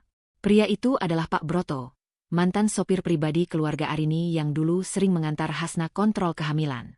Hasna mendekat, hatinya berdenyut melihat kondisi pria yang dulu selalu bersikap ramah padanya. Pak Broto. Pria tua itu mendongak. Matanya yang kabur mencoba fokus pada sosok wanita cantik di depannya. Saat ia mengenali wajah itu, Pak Broto tersentak hingga hampir terjatuh dari kursi kayunya. Tubuhnya bergetar hebat. Nyonya. Nyonya Hasna. Suaranya parau, penuh dengan rasa takut yang mendarah daging. Pergi, Nyonya. Pergi. Saya tidak tahu apa-apa. Jangan sakiti saya lagi. Hasna segera berjongkok di depan pria tua itu, tidak peduli pada debu di lantai. Pak Broto, tenang. Saya bukan kiriman Nyonya Arini. Saya Hasna. Saya kembali bukan untuk menyakiti Bapak. Saya butuh bantuan Bapak. Mendengar nama Arini disebut, Pak Broto justru semakin meringkuk. Ia menutupi wajahnya dengan tangan yang kasar dan keriput. Nyonya Arini, dia bilang kalau saya bicara, dia akan menghancurkan keluarga saya. Saya sudah diam selama 15 tahun. Nyonya, saya sudah kehilangan segalanya. Bapak kehilangan pekerjaan, tapi saya kehilangan anak saya. Suara Hasna meninggi, penuh dengan kepedihan yang selama ini ia tekan. Bapak ada di sana malam itu. Bapak yang mengantar saya ke rumah sakit saat ketuban saya pecah. Tolong, Pak, apa yang sebenarnya terjadi saat saya pingsan setelah melahirkan? Pak Broto menurunkan tangannya perlahan. Ia menatap Hasna dengan tatapan yang sangat bersalah. Air mata mulai mengalir di pipinya yang cekung. Malam itu, hujan sangat deras. Nyonya. Nyonya Siska juga ada di sana. Dia melahirkan di ruang sebelah, prematur. Hasna menahan napas. Jantungnya berdegup kencang hingga telinganya berdenging. Siska? Dia melahirkan di malam yang sama. Nyonya Arini sangat marah saat tahu bayi Nyonya Siska. Bayi itu laki-laki tapi lemah. Bisik Pak Broto, suaranya nyaris hilang ditelan suara kereta api yang melintas. Sedangkan bayi Nyonya Hasna, dia lahir sehat. Laki-laki juga. Nyonya Arini tidak mau cucu dari darah biru. Keluarganya lahir dari rahim Nyonya Siska yang hanya seorang selingkuhan. Tapi dia juga benci Nyonya Hasna. Dia memerintahkan saya menjaga pintu belakang. Katakan, Pak, apa yang dilakukan Nyonya Arini? Desak Hasna, air matanya kini ikut tumpah. Dia menukar gelangnya. Dia menyuruh perawat bayaran untuk menukar bayi Nyonya dengan bayi Siska. Lalu dia menciptakan skenario zina itu agar Nyonya terusir dan tidak pernah bisa menuntut bayi laki-laki yang sehat itu. Dia mau Raka, anak kandung Nyonya, menjadi miliknya sepenuhnya tanpa ada Nyonya di sisinya. Dunia seolah runtuh menimpa Hasna. Kebenaran itu lebih kejam dari yang ia bayangkan. Ia dibuang bukan hanya karena benci, tapi karena ia adalah pabrik bayi laki-laki yang sempurna bagi Arini, sementara identitasnya harus dihapuskan agar Arini bisa memiliki kontrol total. Lalu, Bagas? Tanya Hasna dengan suara bergetar. Bagas adalah anak yang ditinggalkan Siska karena dianggap cacat dan lemah saat itu. Nyonya Arini membuang bayi itu ke panti asuhan kecil di pinggiran. Tapi entah bagaimana, Nyonya menemukannya kembali. Pak Broto terisak. Maafkan saya, Nyonya. Saya takut. Nyonya Arini punya orang di mana-mana. Tiba-tiba, sebuah mobil hitam berhenti di ujung gang. Pak Broto yang melihat mobil itu langsung membelalak ketakutan. Ia berdiri dengan terburu-buru dan masuk ke dalam gubuknya, mengunci pintu dari dalam. Pergi, Nyonya. Mereka datang. Jangan kembali lagi, teriak Pak Broto dari dalam. Hasna berdiri, menghapus air matanya dengan kasar. Ia melihat dua pria berbadan tegap turun dari mobil hitam itu, jelas merupakan orang-orang suruhan Arini yang memantau setiap pergerakannya. Maya segera menarik lengan Hasna. "Hasna, kita harus pergi sekarang. Situasinya tidak aman," bisik Maya waspada. Hasna menatap gubuk itu untuk terakhir kalinya, lalu menatap dua pria yang kini mengawasinya dari kejauhan. Amarah yang selama ini berupa api kecil, kini meledak menjadi kebakaran besar di dalam dadanya. Ia tidak lagi merasa sedih. Ia merasa dingin. Sangat dingin. Di dalam mobil, selama perjalanan pulang, Hasna hanya diam. Ia menggenggam ponselnya erat-erat. Ia menyadari bahwa proses kelahirannya dulu bukan sekadar malpraktik medis, melainkan sebuah konspirasi keluarga yang sangat rapi. Arini telah mencuri hak asuh Raka, memanipulasi Adrian, dan hampir membiarkan Bagas mati dalam kemiskinan. "Hasna, apa rencanamu?" tanya Maya setelah mereka cukup jauh dari daerah itu. "Arini pikir dia bisa mengawasi Pak Broto selamanya," sahut Hasna dengan nada datar. "Dia salah. Dia mengawasi Pak Broto karena dia takut pria itu bicara. Mulai malam ini, pindahkan Pak Broto ke tempat persembunyian kita di luar kota. Berikan dia perlindungan terbaik. Dia adalah belati yang akan aku gunakan untuk menyembelih harga diri Arini di pengadilan nanti. Tapi itu berisiko, Hasna. Arini akan tahu kau yang melakukannya. Dia akan menyerang Bagas di sekolah," Maya memperingatkan. Hasna menoleh ke arah Maya dengan mata yang berkilat tajam. "Biarkan dia mencoba. Setiap kali dia menyentuh sehelai rambut Bagas, aku akan menghancurkan satu aset yayasannya. Aku tidak akan lagi bermain cantik, Maya. Aku akan menjadi badai yang mereka undang sendiri 15 tahun lalu." Keputusan kecil namun berisiko diambil Hasna malam itu. Ia tidak hanya mengamankan Pak Broto, tetapi ia juga mengirimkan pesan anonim kepada Adrian berisi foto klinik tempat mereka melahirkan dulu. Ia ingin Adrian mulai dihantui oleh rasa penasaran yang tak tertahankan. Sampai di rumah, Hasna melihat Bagas sedang belajar di ruang tamu. Bagas mendongak dan tersenyum tulus. "Bunda dari mana?" Wajah Bunda kotor terkena lumpur. Hasna mendekat, memeluk Bagas dengan sangat erat, lebih erat dari biasanya. Bagas, anak dari wanita yang menghancurkan hidupnya, justru menjadi obat bagi lukanya. Ironi ini begitu menyesakkan, namun Hasna tahu, Bagas tetaplah anaknya, terlepas dari darah siapa yang mengalir di tubuhnya. Sementara Raka, ia harus segera menyelamatkan Raka dari tangan nenek yang telah meracuni jiwanya. Keheningan di rumah Hasna pagi ini terasa menekan, seolah-olah dinding-dinding kayu itu ikut menyimpan beban rahasia yang baru saja ia bawa dari gubuk Pak Broto. Hasna berdiri di depan wastafel dapur, membiarkan air mengalir membasahi tangannya yang masih sedikit gemetar. Di dalam benaknya, suara parau Pak Broto terus bergema. "Nyonya Arini memerintahkan saya menjaga pintu belakang, dia menukar bayinya." Hasna memejamkan mata. Rasa mual melanda batinnya saat ia menyadari bahwa selama 15 tahun ini, ia telah mencurahkan seluruh kasih sayangnya kepada anak dari wanita yang telah merampas segalanya darinya. Ia menatap Bagas yang sedang menyantap sarapannya dengan tenang di meja makan. Bagas, pemuda yang begitu cerdas dan santun, adalah sampah yang dibuang oleh Arini karena dianggap lemah. Sementara Raka, darah dagingnya sendiri, kini tumbuh menjadi senjata yang tumpul dan berkarat di bawah asuhan Siska. "Bunda, airnya tumpah," teguran lembut Bagas menyentakkan Hasna. Hasna segera mematikan keran. "Maaf, sayang. Bunda hanya sedang melamun." "Bunda memikirkan Raka?" tanya Bagas tiba-tiba. Pertanyaan itu membuat Hasna membeku. Bagas memiliki intuisi yang tajam, sesuatu yang seringkali membuat Hasna merasa telanjang. "Kemarin di sekolah, Raka mencoret-coret bukuku. Dia bilang, asalkan dia punya nenek Arini, dia bisa melakukan apa saja padaku." Hasna berbalik, menggenggam tepian wastafel hingga buku jarinya memutih. "Apa yang kamu lakukan, Bagas?" "Aku hanya memungut bukuku dan bilang padanya bahwa perlindungan neneknya tidak akan berlaku selamanya," jawab Bagas tenang. "Tapi Bunda..." Raka terlihat sangat kesepian. Di balik semua teriakannya, dia seperti orang yang sedang minta tolong. Kalimat Bagas menghujam jantung Hasna. Minta tolong. Tentu saja, Raka terjebak dalam sangkar emas yang dibangun dari kebohongan. Hasna merasakan dorongan impulsif untuk pergi ke sana, memeluk Raka, dan mengatakan bahwa dia adalah ibunya. Namun, Akal sehatnya menahan langkah itu. Jika ia bergerak tanpa bukti yang tak terbantahkan, Arini akan dengan mudah menghancurkannya kembali. Sementara itu, di kediaman besar keluarga Arini, suasana jauh dari kata tenang. Arini mondar-mandir di ruang kerjanya setelah mendapat laporan bahwa Pak Broto telah menghilang dari gubuknya. Ia tahu betul siapa yang bertanggung jawab. "Siska, masuk," teriak Arini. Siska masuk dengan wajah cemas.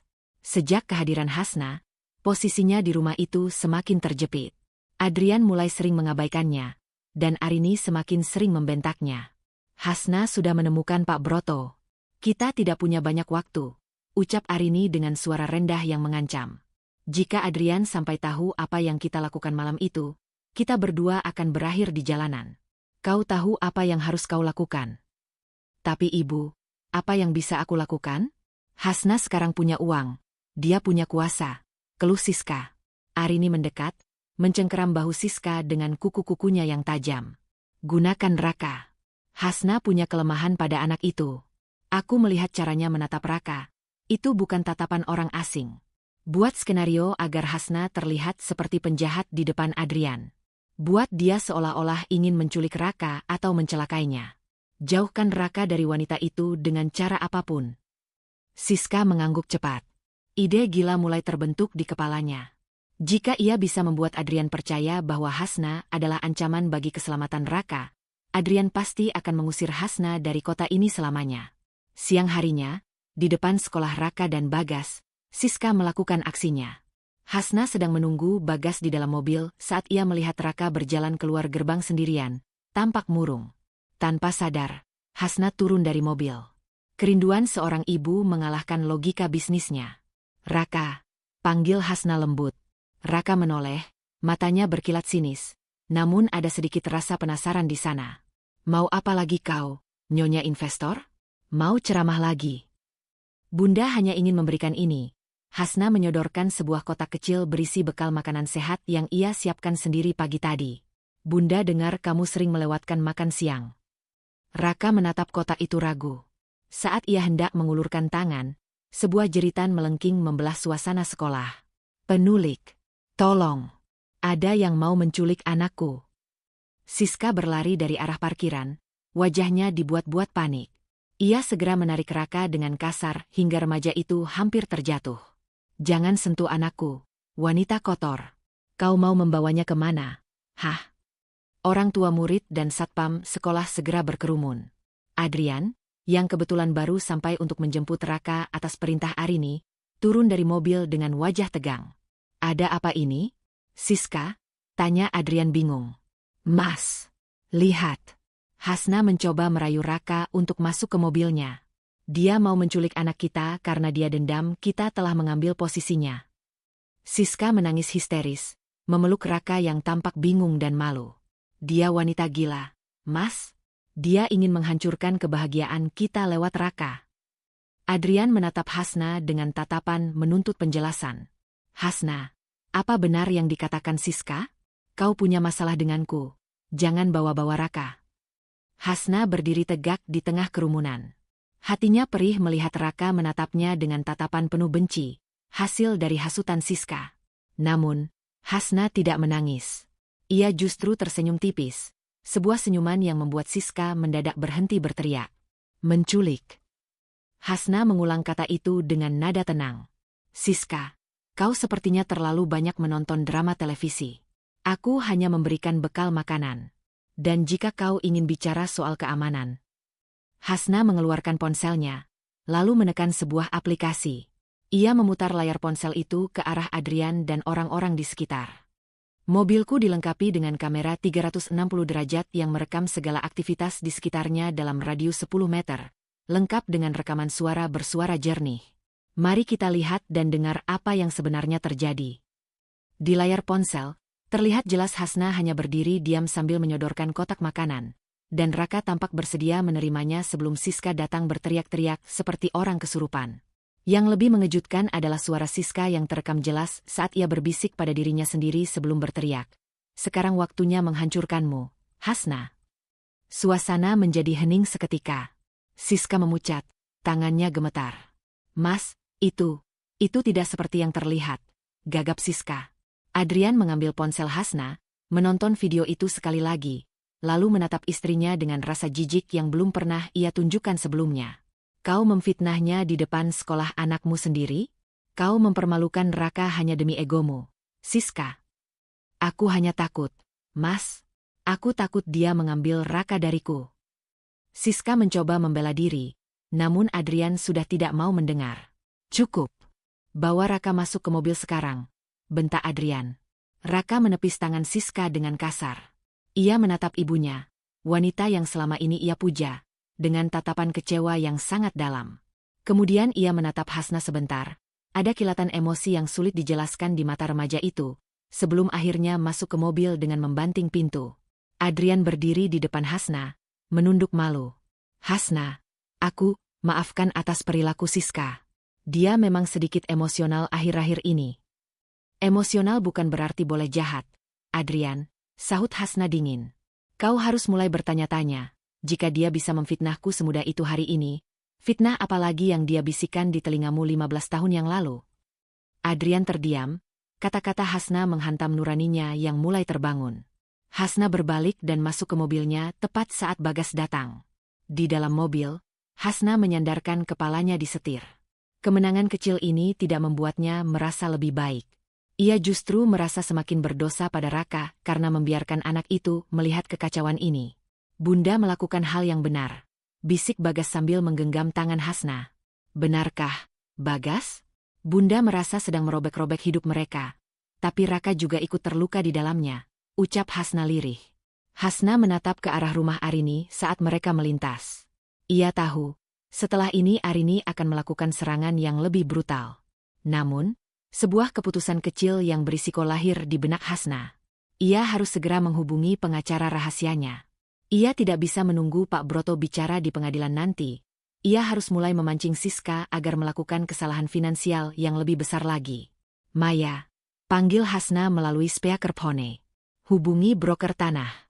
Katakan pada mereka kita tertarik membeli aset yayasan yang dijaminkan Siska di Bank Permata. Aku ingin menarik tanah panti asuhan itu dari tangan mereka minggu depan. Hasna tahu, dengan mengambil tanah panti asuhan, ia akan membuat ratusan anak yatim piatu terancam, dan itu akan menjadi skandal besar bagi Arini. Tapi ini adalah satu-satunya cara untuk memaksa Arini bertekuk lutut dan mengakui siapa Raka sebenarnya. Tekanan batin Hasna memuncak. Apakah ia bersedia menjadi jahat demi mengembalikan kebenaran? Dampak dari insiden di depan sekolah tempo hari meninggalkan lubang besar dalam topeng kesempurnaan keluarga Adrian. Hasna duduk di balkon rumahnya, menyesap teh pahit sembari menatap gerbang rumah di seberang jalan. Ia bisa mendengar samar-samar suara teriakan dari dalam sana. Bukan hal baru. Sejak rahasia manipulasi Siska terbongkar di depan publik, rumah besar itu tak ubahnya medan perang. Hasna meletakkan cangkirnya.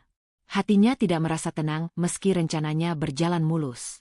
Setiap kali ia mendengar Siska membentak Raka dari kejauhan, ada bagian dari jiwanya yang ikut tercabik. Ia sedang menghancurkan Siska, ya, tapi ia juga sedang membuat Raka, darah dagingnya sendiri, berada di epicentrum badai. Bunda, suara mereka keras sekali sampai ke kamar. Ujar Bagas yang tiba-tiba muncul dan berdiri di samping Hasna. Pemuda itu membawa buku catatannya, namun wajahnya tampak terganggu. Kenapa Nyonya Siska selalu marah pada Raka? Bukankah Raka itu anaknya? Hasna menelan ludah yang terasa getir. Terkadang, Bagas, orang yang merasa terpojok akan menggigit siapapun yang paling dekat dengannya, bahkan anaknya sendiri. Aku kasihan pada Raka, bisik Bagas pelan. Tadi di sekolah, dia hanya diam di pojokan kelas. Dia tidak lagi berteriak-teriak. Dia terlihat kosong. Hasna memalingkan wajah, tak ingin Bagas melihat matanya yang mulai berkaca-kaca. Kasihan. Itulah emosi yang paling dihindari Hasna untuk Raka. Namun kini justru Bagas, anak yang seharusnya membenci Raka, yang merasakannya. Hasna harus segera mengakhiri ini, atau Raka akan hancur sebelum ia sempat menyelamatkannya. Di seberang jalan, di dalam ruang tamu keluarga Arini yang mewah, piring pecah di lantai marmer. Adrian berdiri dengan napas memburu, menunjuk tumpukan tagihan kartu kredit yang berserakan di meja. 500 juta dalam 1 bulan. Siska? Untuk tas dan perhiasan. Suara Adrian menggelegar. Perusahaan kita sedang mengalami krisis arus kas karena audit dari High Investment, dan kau justru menghabiskan uang seolah kita punya sumur emas. Siska tidak mau kalah. Wajahnya yang biasanya cantik kini tampak kaku karena amarah. Aku butuh itu untuk menjaga nama baik kita. Kau pikir kenapa para istri pejabat masih mau bicara denganmu setelah Hasna mempermalukanku di sekolah? Itu karena aku masih terlihat berkelas. Kau pria lemah, Adrian. Kalau kau tidak bisa menafkahiku, jangan salahkan aku. Lemah. Adrian tertawa pahit. Aku cukup kuat untuk menahan malu akibat fitnah culik yang kau buat. Kau hampir menghancurkan reputasi Raka. Raka lagi, Raka lagi. Siska menoleh ke arah tangga di mana Raka berdiri mematung menonton mereka. Kau lihat anak itu? Dia semakin mirip Hasna. Dia pembangkang. Dia tidak berguna. Seharusnya aku tidak pernah. Tidak pernah apa, Siska? Suara dingin Arini memotong dari arah koridor. Arini masuk dengan tongkatnya. Matanya menatap tajam pada Siska. Arini tahu betul Siska hampir keceplosan soal rahasia penukaran bayi. Masuk ke kamarmu, Raka. Sekarang. Raka berlari menaiki tangga tanpa suara. Adrian terduduk di sofa, memijat pelipisnya. Kelelahan mental terpancar jelas dari bahunya yang merosot. Di saat itulah, ponsel di atas meja bergetar. Sebuah pesan masuk dari sekretarisnya. Pak Adrian, Nyonya Hasna dari High Investment mengundang Anda untuk pertemuan 4 mata di kantornya sore ini. Beliau bilang, ini soal penyelamatan aset perusahaan Anda. Adrian menatap pesan itu seperti orang yang melihat pelampung di tengah laut. Ia melirik Siska yang masih mengomel dan ibunya yang terus menekan. Ia butuh jalan keluar, dan ironisnya, jalan itu ditawarkan oleh wanita yang dulu ia buang. Sore harinya, Hasna menyambut Adrian di ruang kantornya yang luas dan berdesain minimalis. Hasna sengaja mengatur pencahayaan agar ruangan itu terasa intimidatif namun profesional. Ia mengenakan pakaian serba hitam, memancarkan aura kekuasaan yang dulu tak pernah dibayangkan Adrian. Duduklah, Adrian, ucap Hasna tanpa basa-basi. Ia tidak menawarkan jabatan tangan. Adrian duduk dengan kikuk. Terima kasih sudah mau menemuiku, Hasna. Aku tahu hubungan kita tidak baik, tapi aku harus bicara profesional soal yayasan dan perusahaan logistikku. Hasna melempar sebuah dokumen ke depan Adrian. Perusahaan logistikmu berada di ambang pailit, Adrian. Auditku menemukan bahwa Siska telah menarik dana perusahaan secara ilegal untuk menutupi gaya hidupnya dan menutupi kerugian di yayasan. Jika bank tahu, mereka akan menyita rumah ibumu minggu depan. Wajah Adrian memucat. Bagaimana kau bisa tahu sedalam itu? Aku punya mata di mana-mana, jawab Hasna dingin. Aku menawarkan kerja sama. High Investment akan menyuntikkan dana segar untuk menutupi semua utangmu. Sebagai imbalannya, aku ingin 51% saham perusahaanmu dan hak kontrol penuh atas manajemen keuangan yayasan. Adrian terperangah. Itu artinya kau yang akan mengendalikan hidupku. Hasna memajukan tubuhnya, menatap Adrian tepat di matanya. Aku tidak tertarik mengendalikan hidupmu yang berantakan, Adrian. Aku hanya tertarik pada asetnya. Tapi kau punya pilihan, kehilangan segalanya dan membiarkan ibumu hidup di jalanan, atau bekerja di bawah arahanku dan menyelamatkan harga diri keluargamu. Adrian terdiam lama. Keheningan di ruangan itu terasa mencekik. Ia melihat Hasna bukan lagi sebagai wanita yang ia cintai atau ia sakiti, melainkan sebagai penguasa nasibnya. Di sisi lain, bayangan Siska yang boros dan Arini yang menuntut membuatnya semakin muak. Baik, bisik Adrian akhirnya. Aku setuju. Tapi tolong, jangan biarkan Siska tahu soal detail saham ini. Dia akan menggila. Hasna tersenyum tipis. Sebuah senyum kemenangan yang pahit. Dia akan tahu pada waktunya. Sekarang, tanda tangani ini. Malam itu, setelah Adrian pergi, Maya masuk ke ruangan Hasna. Kau baru saja menjeratnya, Hasna. Dia sekarang tergantung sepenuhnya pada uangmu. Tapi apa kau yakin ini aman? Membawa Adrian terlalu dekat bisa membahayakan Bagas. Hasna berdiri di dekat jendela, menatap lampu-lampu kota. Adrian mulai membandingkan Bagas dan Raka. Dengan dia bekerja di bawahku, dia akan lebih sering melihat Bagas. Aku ingin rasa bersalah itu menggerogotinya pelan-pelan sampai dia sendiri yang memohon untuk melakukan tes DNA tanpa aku yang meminta. Tapi Siska tidak akan tinggal diam, peringat Maya. Memang itu tujuanku. Aku ingin Siska melakukan langkah gegabah lagi, jawab Hasna. Namun, batin Hasna bergejolak saat ia pulang ke rumah. Di ruang tamu, ia melihat Bagas sedang mengajari Raka, yang ternyata diam-diam datang ke rumah mereka melalui pintu belakang, belajar matematika. Raka tampak canggung, namun ia mendengarkan Bagas dengan saksama. Raka, kenapa kau di sini? Tanya Hasna dengan nada yang berusaha ia jaga agar tetap netral, meski jantungnya berdegup kencang melihat anak kandungnya di dalam rumahnya. Raka berdiri, wajahnya menunjukkan ketakutan. Aku hanya bosan di rumah. Mama dan Papa terus berteriak. Bagas bilang aku boleh ke sini. Hasna menatap Raka. Rambut remaja itu berantakan, dan ada bekas merah di lengannya, mungkin akibat cengkeraman Siska saat bertengkar tadi. Hasna merasakan kemarahan yang luar biasa, namun juga ketakutan. Jika Arini tahu Raka di sini, Arini akan menggunakan ini sebagai senjata untuk menuduh Hasna mencuci otak Raka. Kembalilah ke rumahmu, Raka. Sekarang, ucap Hasna dengan suara yang sengaja dikeraskan, meski hatinya menjerit ingin memeluk anak itu. Tapi Bunda, di luar sedang hujan deras, protes Bagas. Bunda bilang kembali. Hasna membentak, membuat kedua remaja itu terlonjak. Raka menatap Hasna dengan tatapan terluka yang sangat dalam. Kau benar. Kau sama saja dengan mereka. Kau hanya peduli pada aturanmu sendiri. Raka berlari keluar menembus hujan.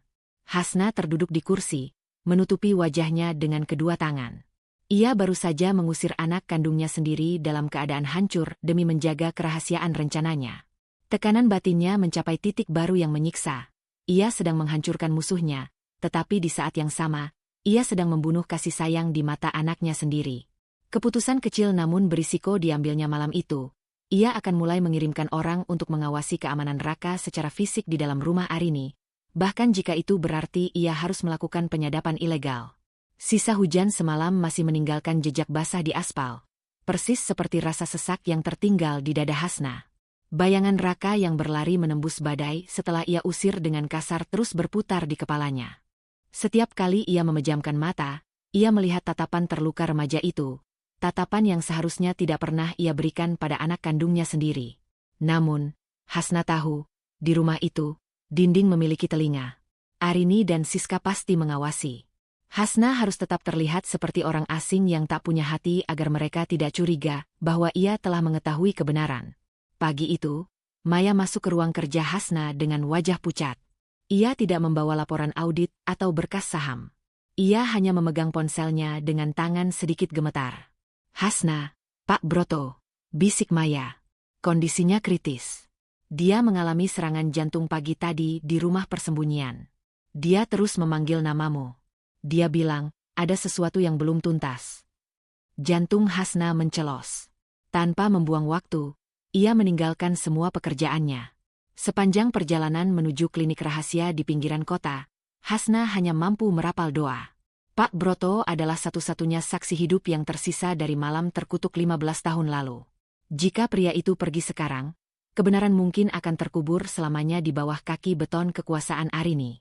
Saat Hasna sampai di bangsal kecil yang tersembunyi itu, bau antiseptik yang tajam menyambutnya. Pak Broto terbaring lemah dengan selang oksigen di hidungnya. Matanya yang cekung perlahan terbuka saat merasakan kehadiran Hasna.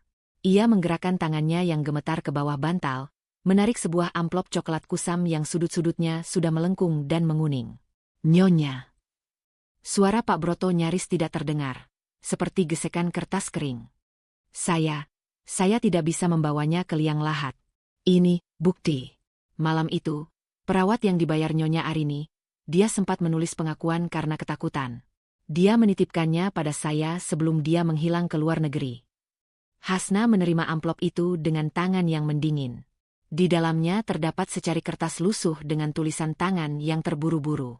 Isinya menghancurkan seluruh sisa pertahanan batin Hasna.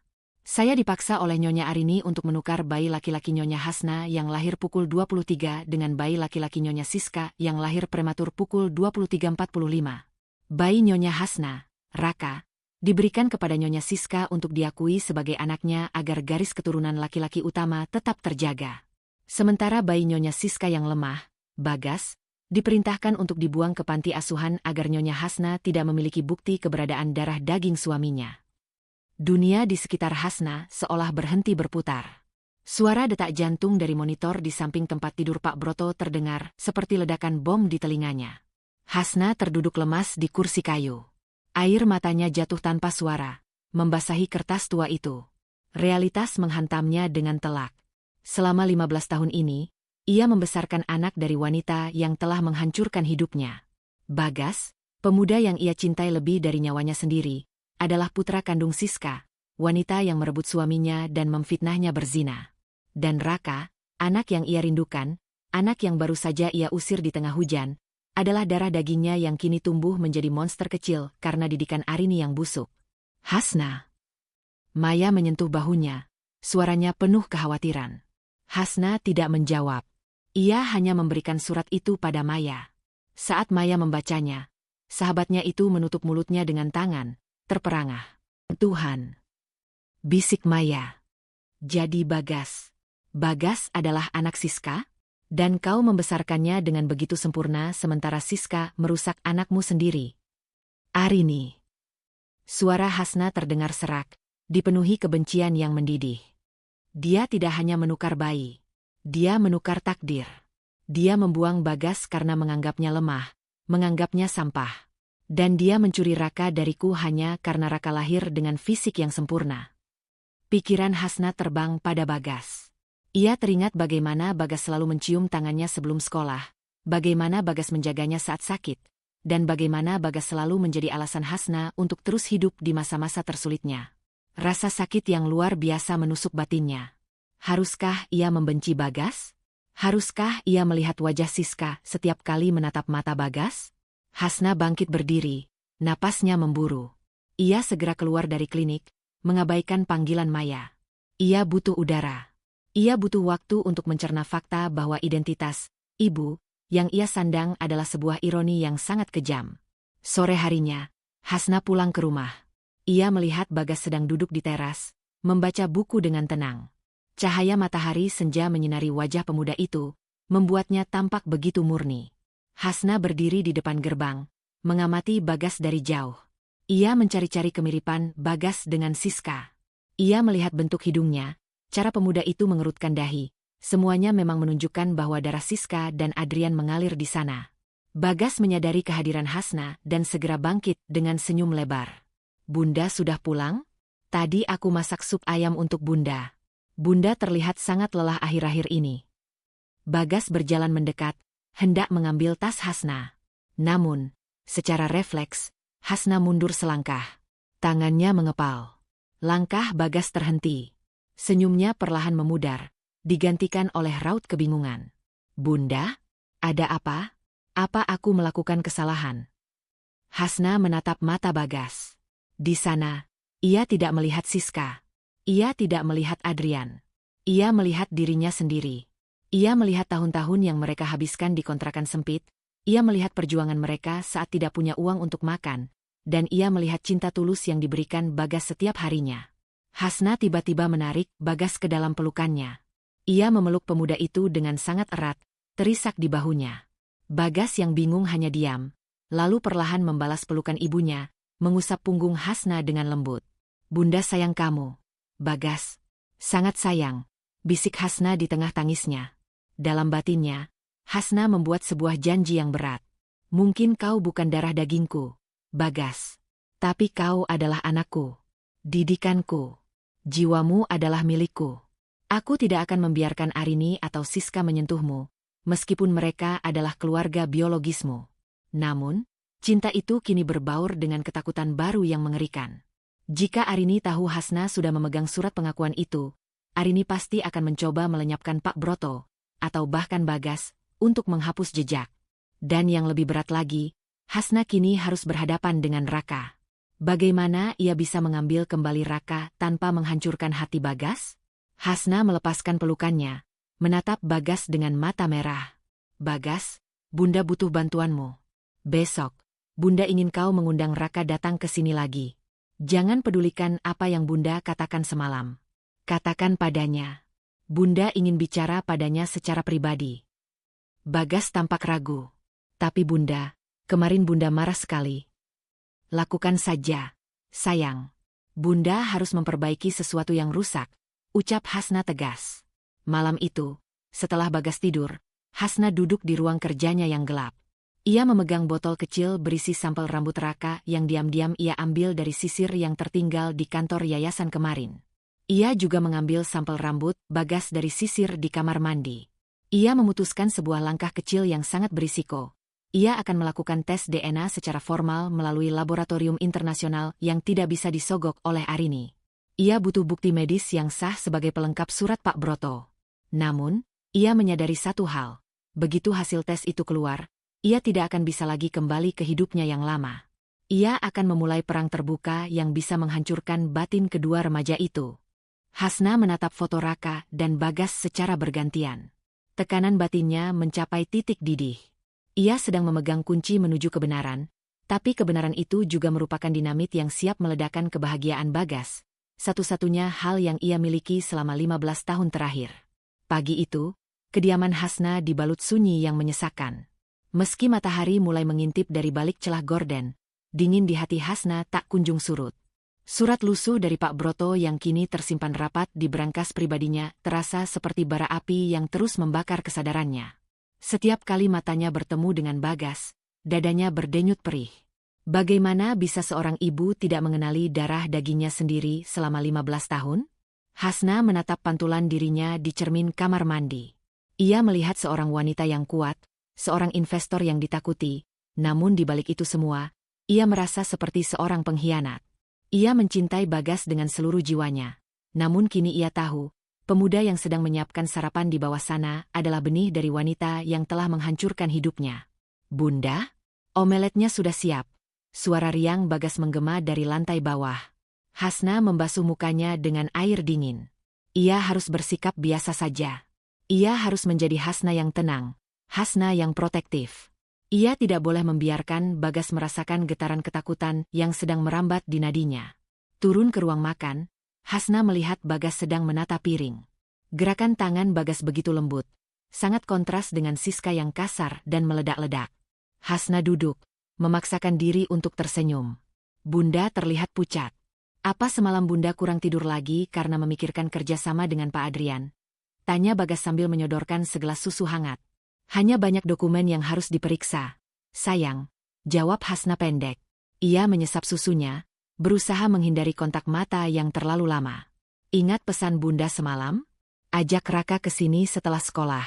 Bilang padanya, Bunda ingin meminta maaf soal kejadian hujan-hujanan itu. Bagas mengangguk, meski kerutan di dahinya menunjukkan ia masih sedikit bingung dengan perubahan sikap ibunya yang mendadak. Aku sudah mengirim pesan padanya. Bunda. Raka bilang dia akan datang, tapi dia minta jangan ada Pak Adrian atau Nenek Arini yang tahu. Bagus. Itu lebih baik, bisik Hasna. Siang harinya, kantor High Investment terasa lebih tegang dari biasanya.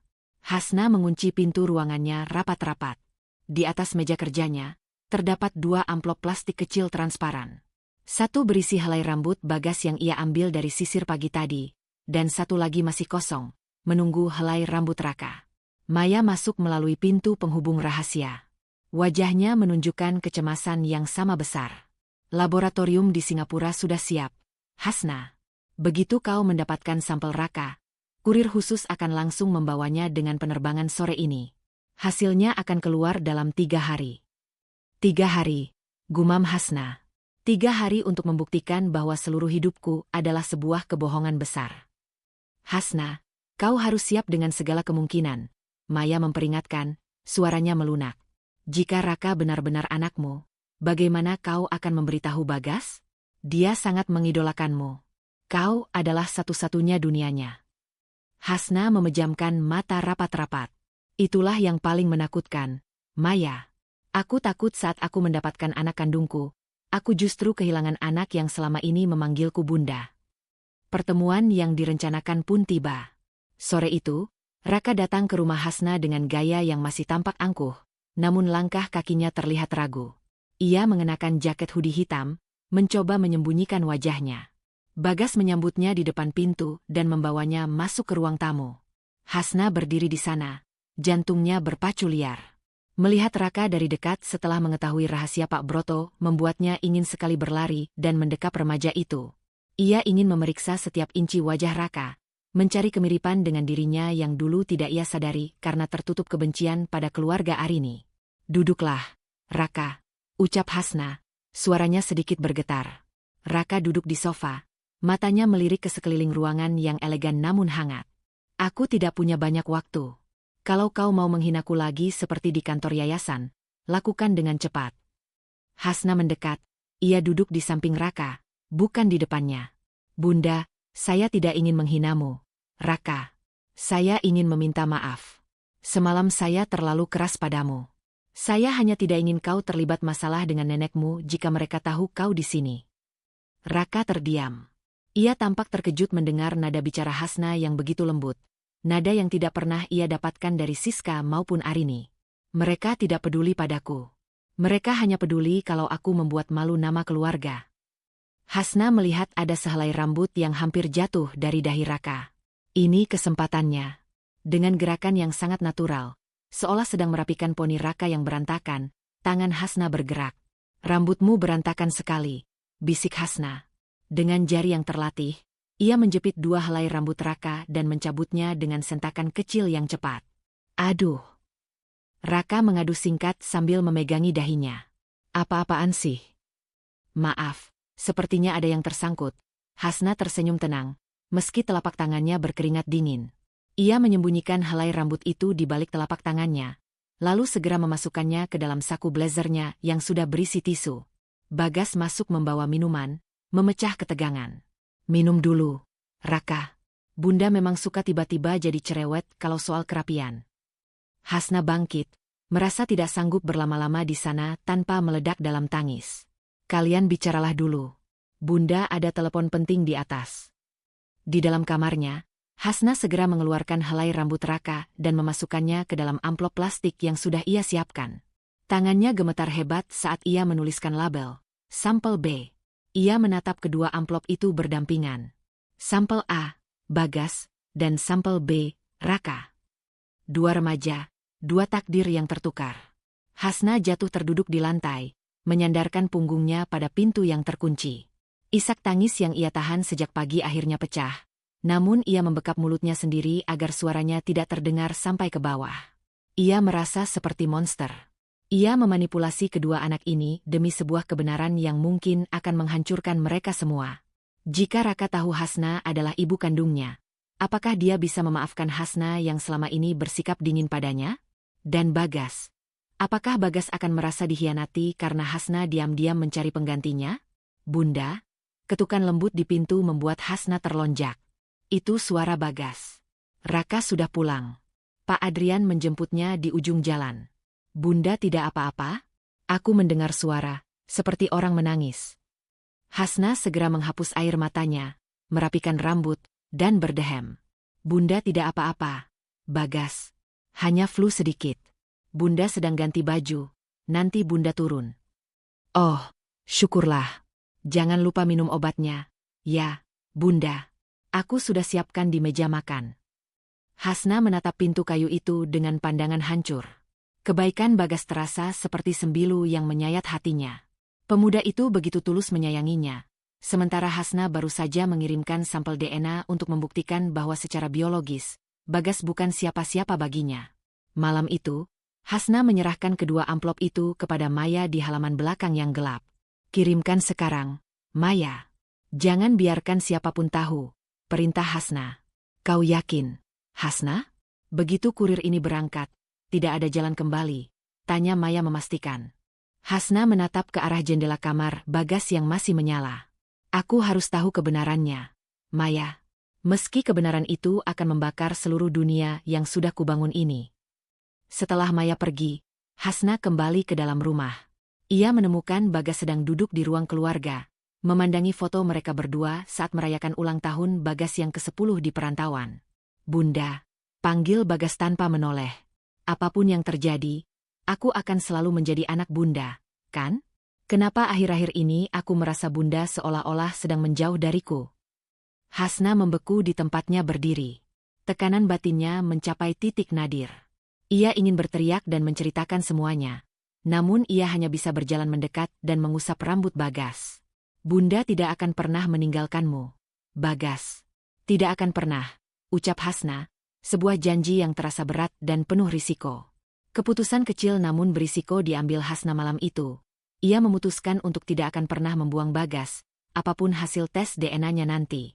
Namun, itu berarti ia harus siap menghadapi skenario terburuk, bahwa ia harus berbagi kasih sayang dengan Raka yang membencinya, sambil menyimpan rahasia besar dari Bagas yang begitu memujanya. Perang batin baru pun dimulai. Bagaimana ia bisa menjadi ibu bagi dua anak yang ditakdirkan untuk saling memusuhi?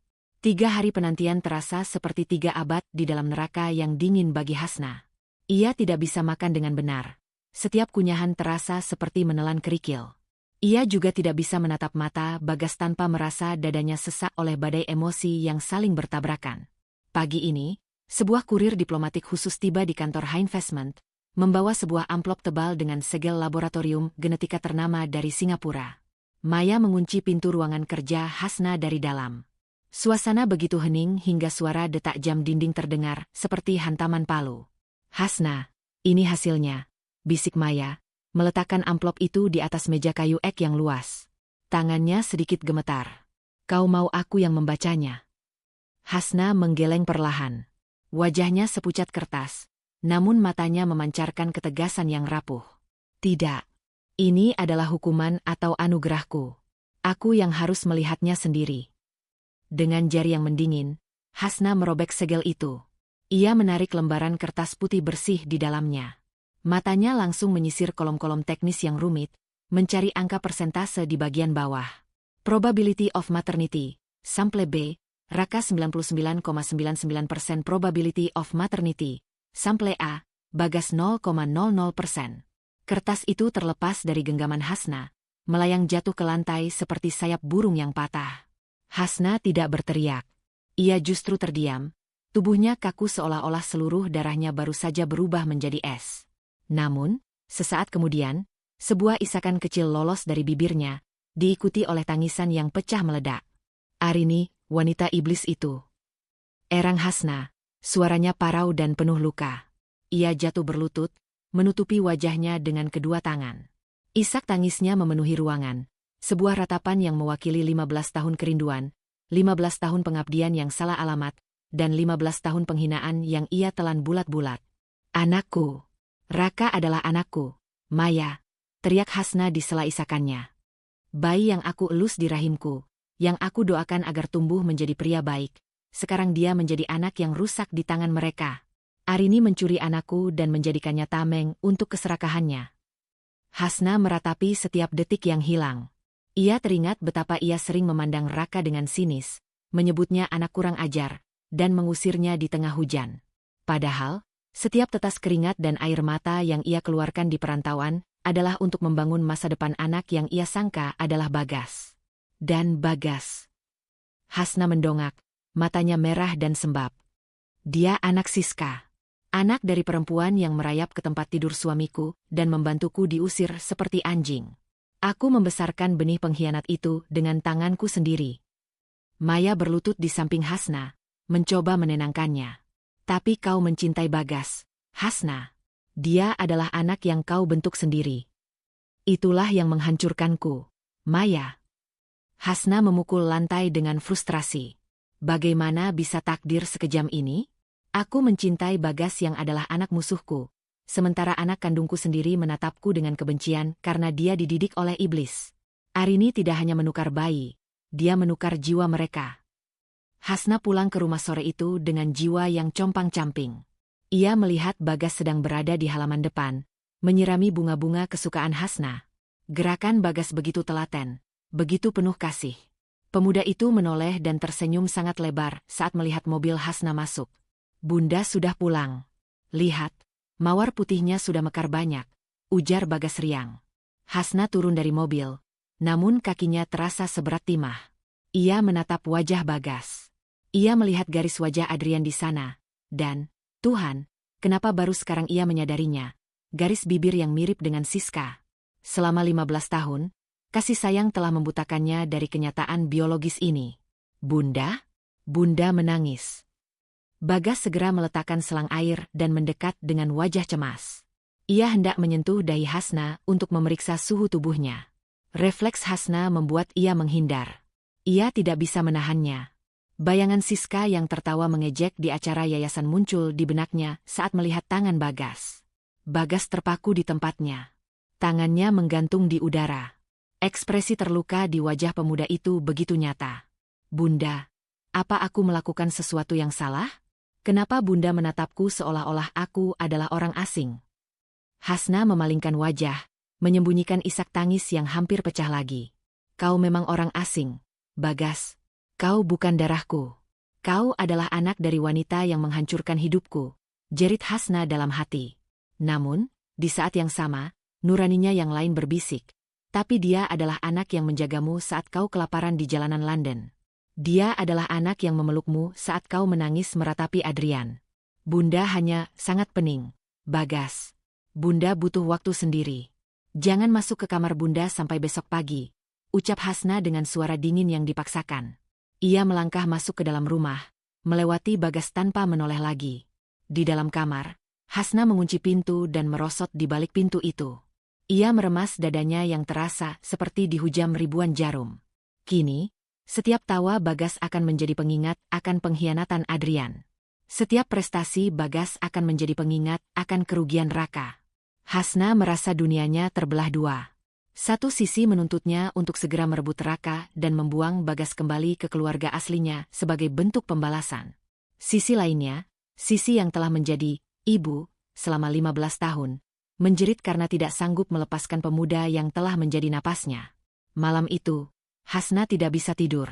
Ia mengeluarkan sebuah kotak perhiasan kecil yang berisi gelang bayi yang pernah diberikan rumah sakit, satu-satunya benda yang tersisa. Ia membelainya. Tiba-tiba, terdengar suara keributan dari arah luar gerbang. Hasna mengintip dari balik tirai. Ia melihat mobil Adrian terparkir di depan rumah Arini, dan Raka keluar dari sana sambil berteriak pada ayahnya. Aku tidak mau masuk. Aku benci rumah ini. Aku benci kalian semua, teriak Raka.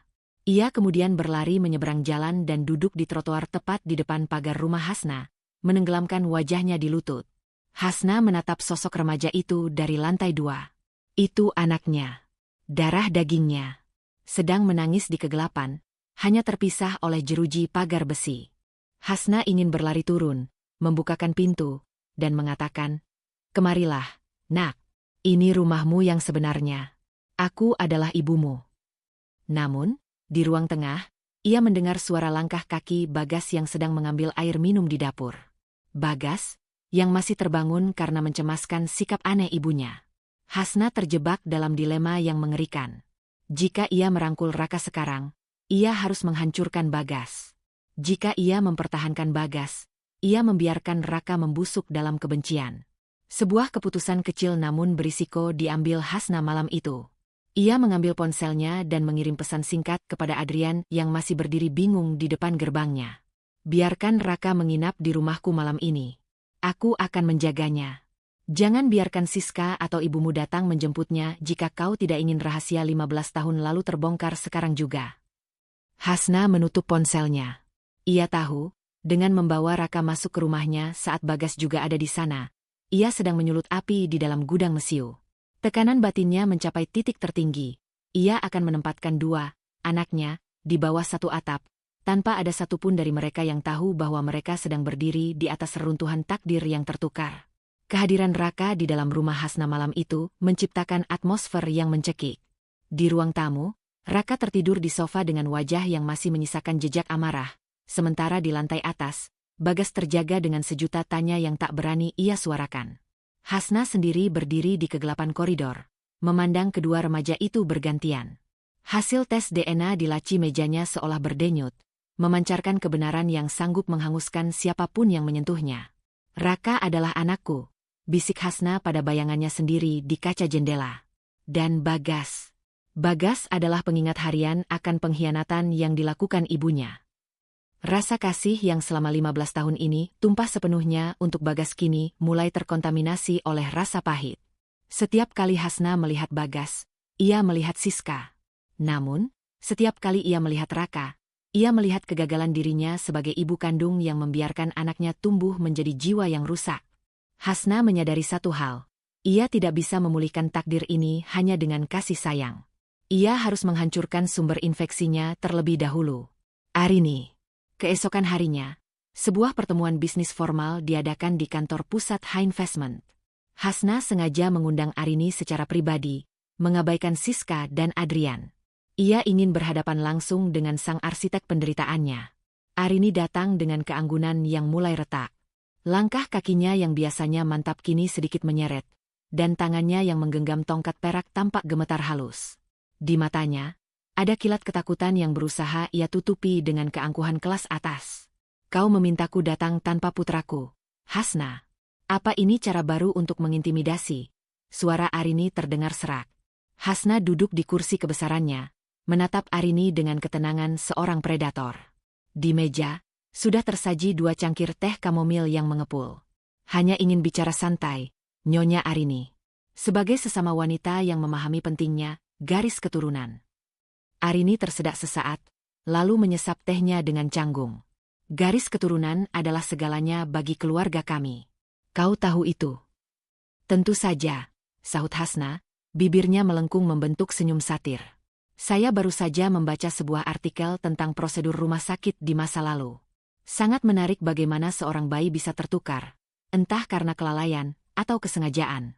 Bagaimana menurut Anda? Di rumah sakit kasih ibu 15 tahun lalu, apakah sistem keamanannya seburuk itu? Wajah Arini mendadak pucat. Cangkir di tangannya berdenting keras saat bersentuhan dengan tatakan porselen. Kenapa kau menanyakan hal yang sudah lama berlalu? Rumah sakit itu sudah tutup. Kejadian masa lalu tidak ada hubungannya dengan bisnis kita hari ini. Masa lalu tidak pernah benar-benar mati, Nyonya. Ia hanya bersembunyi di balik bayangan.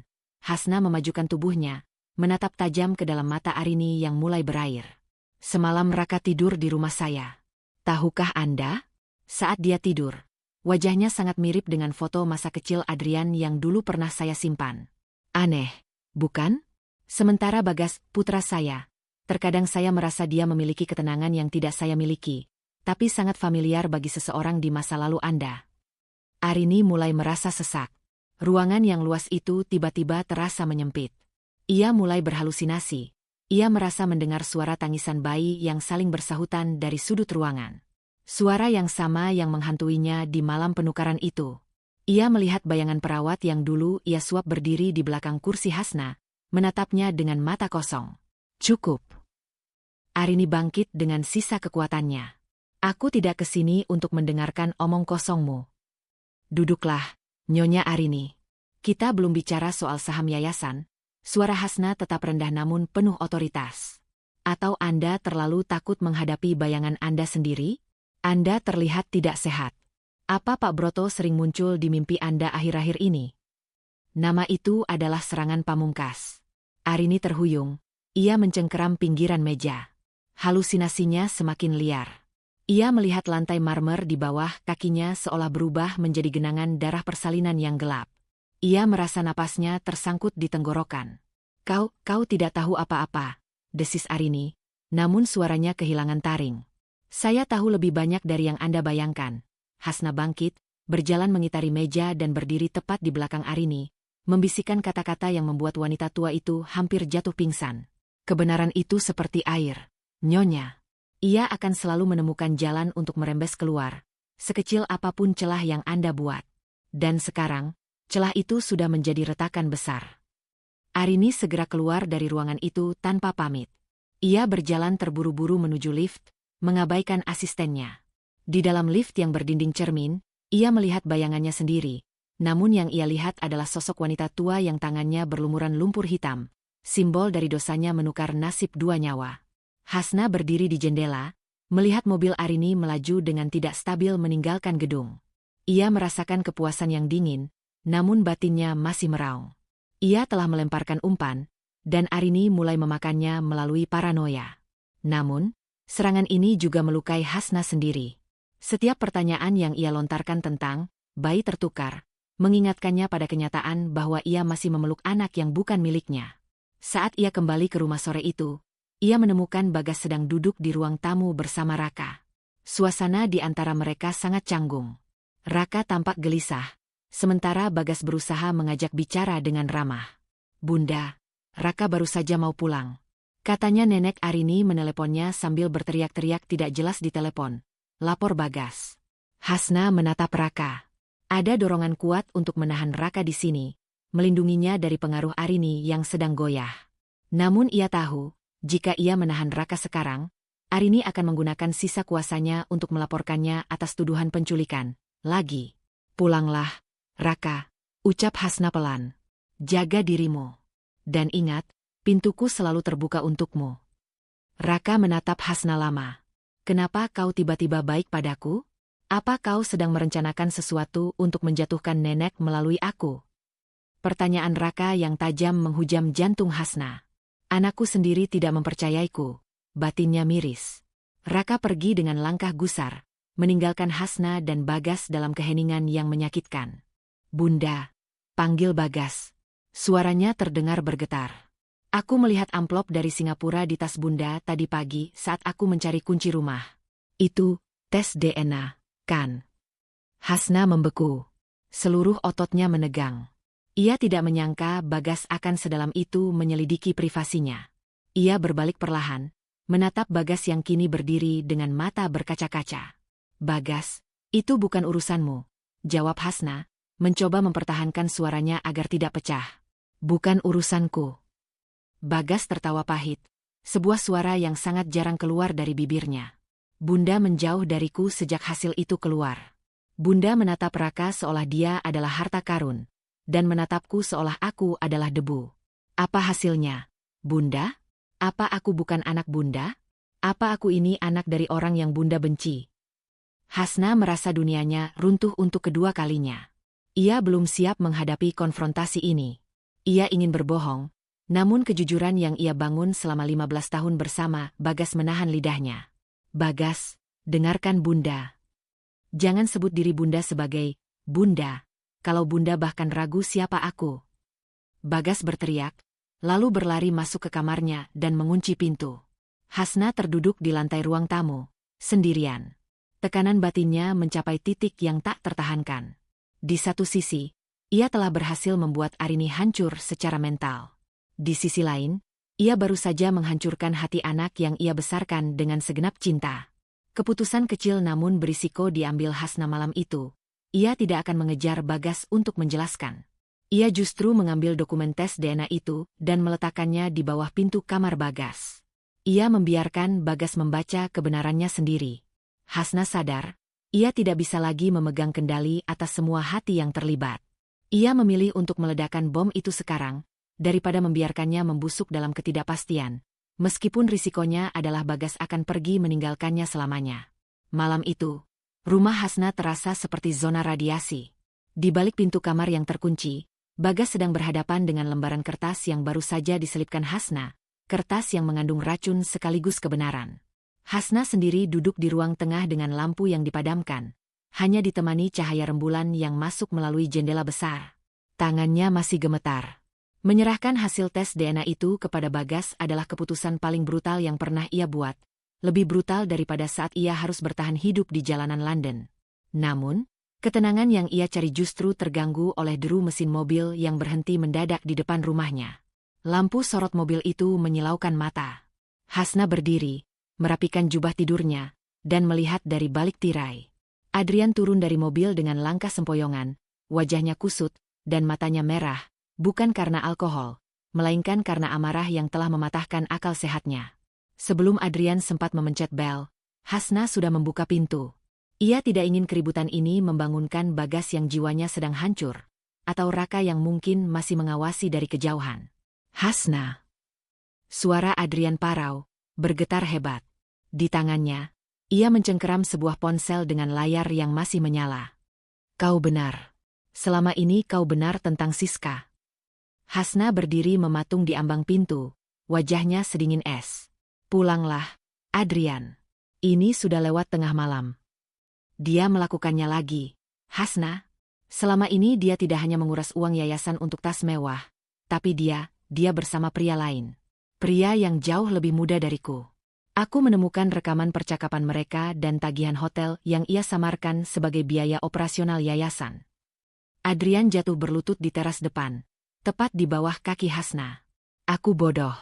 Aku telah mengkhianatimu 15 tahun lalu demi wanita yang bahkan tidak tahu arti kesetiaan. Hasna menatap ubun-ubun Adrian dengan rasa jijik yang tak terhingga.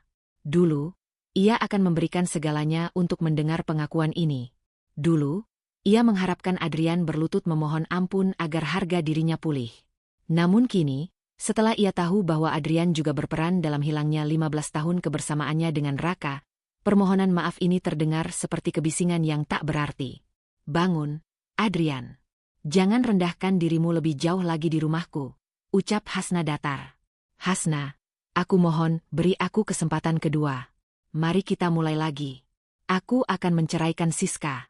Kita bisa menjadi keluarga lagi. Ada Raka, dan ada Bagas. Kita bisa membesarkan mereka bersama.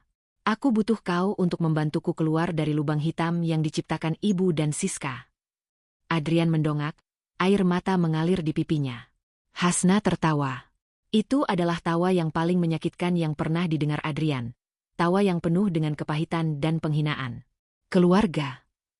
Hasna membungkuk sedikit, menatap tajam ke dalam mata Adrian.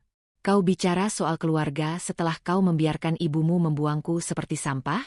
Kau bicara soal kesempatan kedua setelah kau membiarkan istrimu merusak mental anak kandungmu sendiri.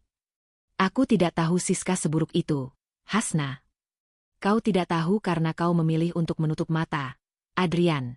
Kau terlalu nyaman dalam pelukan kebohongan karena itu lebih mudah daripada menghadapi kenyataan bahwa kau telah menghancurkan wanita yang benar-benar mencintaimu, desis Hasna. Dan sekarang kau datang padaku karena kau sadar istrimu berselingkuh? Kau datang padaku bukan karena kau mencintaiku, tapi karena kau baru saja menyadari bahwa kau telah membuang permata demi segumpal sampah. Adrian terdiam, kata-kata Hasna menghujam tepat di pusat harga dirinya. Dengar baik-baik, Adrian, lanjut Hasna, suaranya kini melirih namun penuh ancaman. Kau tidak hanya membuangku. Kau telah membuang sesuatu yang jauh lebih berharga dari sekadar kesetiaan seorang istri. Kau telah membuang darah dagingmu sendiri ke tempat sampah, dan kau memuja anak yang sebenarnya. Ah, tidak. Kau belum siap mendengarnya. Adrian mengerutkan dahi, bingung. Apa maksudmu? Raka adalah anakku. Aku mencintainya meski dia sulit diatur. Hasna tersenyum misterius, sebuah senyuman yang membuat bulu kuduk Adrian berdiri. Kau begitu bangga pada Raka karena dia mirip denganmu secara fisik? Itulah kesalahan terbesarmu. Kau menilai segalanya dari permukaan. Kau membuang permata yang memiliki jiwamu, hanya karena penampilannya tidak sesuai dengan standar ibumu yang angkuh. Hasna teringat Bagas. Bagas yang selama ini ia sangka anaknya, ternyata adalah putra biologis Adrian dan Siska, anak yang ditendang keluar oleh Arini karena lahir prematur dan lemah. Sementara Raka, anaknya sendiri, dirampas untuk menjadi pangeran palsu di rumah itu. Pulanglah, Adrian. Selesaikan urusanmu dengan istrimu yang berzina itu. Tapi jangan pernah bermimpi untuk kembali ke hidupku. Di mataku, kau bukan lagi pria yang kucintai, melainkan hanya sekadar mitra bisnis yang sedang menuju kebangkrutan, baik secara finansial maupun moral. Hasna menutup pintu dengan dentuman keras, meninggalkan Adrian yang terpaku dalam kehampaan di teras rumah. Di dalam rumah, Hasna menyandarkan punggungnya di pintu. Keheningan kembali melanda, namun kali ini terasa lebih mencekam. Ia menoleh ke arah tangga dan melihat Bagas berdiri di sana. Bagas tidak menangis. Wajahnya datar, seolah-olah seluruh emosinya telah terkuras habis setelah membaca hasil tes DNA itu. Di tangannya, ia memegang kertas-kertas tersebut yang sudah agak lecek. Jadi, pria yang baru saja berlutut di sana, dia adalah ayah kandungku, tanya Bagas. Suaranya terdengar sangat dewasa, jauh lebih tua dari usia 15 tahun. Hasna mendekat, hendak menyentuh bahu Bagas, namun ia ragu. Bagas, Bunda. Dan Nyonya Siska, wanita yang mencoba memfitnah Bunda di sekolah. Dia adalah ibu kandungku. Bagas melanjutkan, matanya kini menatap Hasna dengan kekosongan yang mengerikan. Dan Raka, anak nakal yang selalu membuat Bunda sedih itu, Dia adalah anak kandung Bunda yang sebenarnya. Hasna tidak bisa menjawab. Ia hanya bisa mengangguk pelan. Bagas menatap kertas di tangannya, lalu merobeknya menjadi 2. Ternyata aku adalah kesalahan yang dibuang oleh mereka. Dan Bunda memungutku hanya untuk menjadikanku senjata untuk membalas dendam pada mereka. Tidak, Bagas. Bunda mencintaimu. Bunda tidak tahu kebenarannya sampai beberapa hari yang lalu. Hasna mencoba meyakinkan, namun suaranya terdengar lemah di telinganya sendiri. Tapi sekarang Bunda tahu, sahut Bagas tajam. Dan sekarang Bunda menatapku dengan rasa bersalah, bukan lagi dengan cinta. Bunda melihat wajah Nyonya Siska padaku, bukan. Hasna merasakan jantungnya seperti diremas. Ia ingin membantah, tapi ia tahu ada benarnya dalam perkataan Bagas. Sejak hasil itu keluar, ia terus mencari-cari jejak Siska di wajah pemuda itu. Bagas berjalan menuruni tangga, melewati Hasna begitu saja. Ia menuju ke arah dapur, mengambil kunci motornya yang tergantung di dekat pintu belakang. Mau kemana, Bagas? Ini sudah malam, teriak Hasna panik. Aku butuh udara, Nyonya Hasna, jawab Bagas tanpa menoleh. Penggunaan kata, Nyonya, alih-alih, Bunda, membuat Hasna merasa seolah-olah ia baru saja ditikam tepat di ulu hati. Bagas, tunggu. Berbahaya di luar sana. Berbahaya? Hidupku sudah hancur sejak aku lahir. Tidak ada yang lebih berbahaya daripada kenyataan bahwa aku adalah anak dari orang-orang yang Bunda benci. Ucap Bagas dingin sebelum akhirnya menghilang di kegelapan malam dengan deru motor yang kencang. Hasna berdiri di tengah ruang tamu yang sunyi, sendirian. Adrian baru saja pergi membawa penyesalannya, dan kini Bagas pergi membawa luka hatinya. Tekanan batin Hasna memuncak hingga ia merasa tidak bisa bernapas. Ia baru saja memenangkan 1 langkah melawan Adrian, namun ia kehilangan jangkar hidupnya. Sebuah keputusan kecil namun berisiko diambil Hasna malam itu. Ia mengambil ponselnya dan menelepon Maya. Maya, siapkan tim pengawas.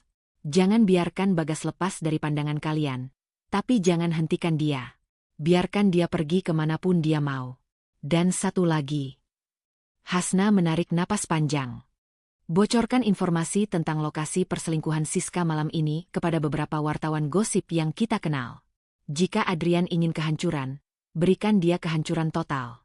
Aku tidak akan membiarkan Siska memiliki kesempatan untuk mendekati Bagas saat dia sedang rapuh. Hasna tahu, dengan melibatkan media, ia akan menyeret nama baik keluarga Adrian, dan secara tidak langsung nama baik Bagas dan Raka, ke dalam lumpur. Namun, ia sudah terlanjur basah. Ia akan memastikan bahwa saat debu peperangan ini mengendap, hanya ia yang berdiri tegak, tak peduli berapa banyak hati yang harus ia patahkan di sepanjang jalan. Malam perayaan ulang tahun ke-25 Yayasan Kasih Arini seharusnya menjadi malam kemenangan bagi keluarga besar Adrian. Aula hotel mewah itu dipenuhi oleh bunga lili putih, aroma parfum mahal, dan denting gelas kristal. Namun bagi Hasna, setiap dekorasi megah itu tampak seperti nisan yang menutupi kuburan kebenaran selama 15 tahun. Hasna berdiri di sudut ruangan, mengenakan gaun sutra berwarna merah darah yang kontras dengan tema acara yang serba putih. Ia menatap kerumunan tamu dari kalangan elit, para donatur, pejabat, dan sosialita yang selama ini memuja Arini sebagai pahlawan kemanusiaan. Di atas panggung, Arini duduk di kursi kehormatannya dengan wajah kaku namun tetap memaksakan senyum. Di sampingnya, Siska tampak gelisah, sesekali memperbaiki tatanan rambutnya sambil menatap sinis ke arah tamu-tamu. Adrian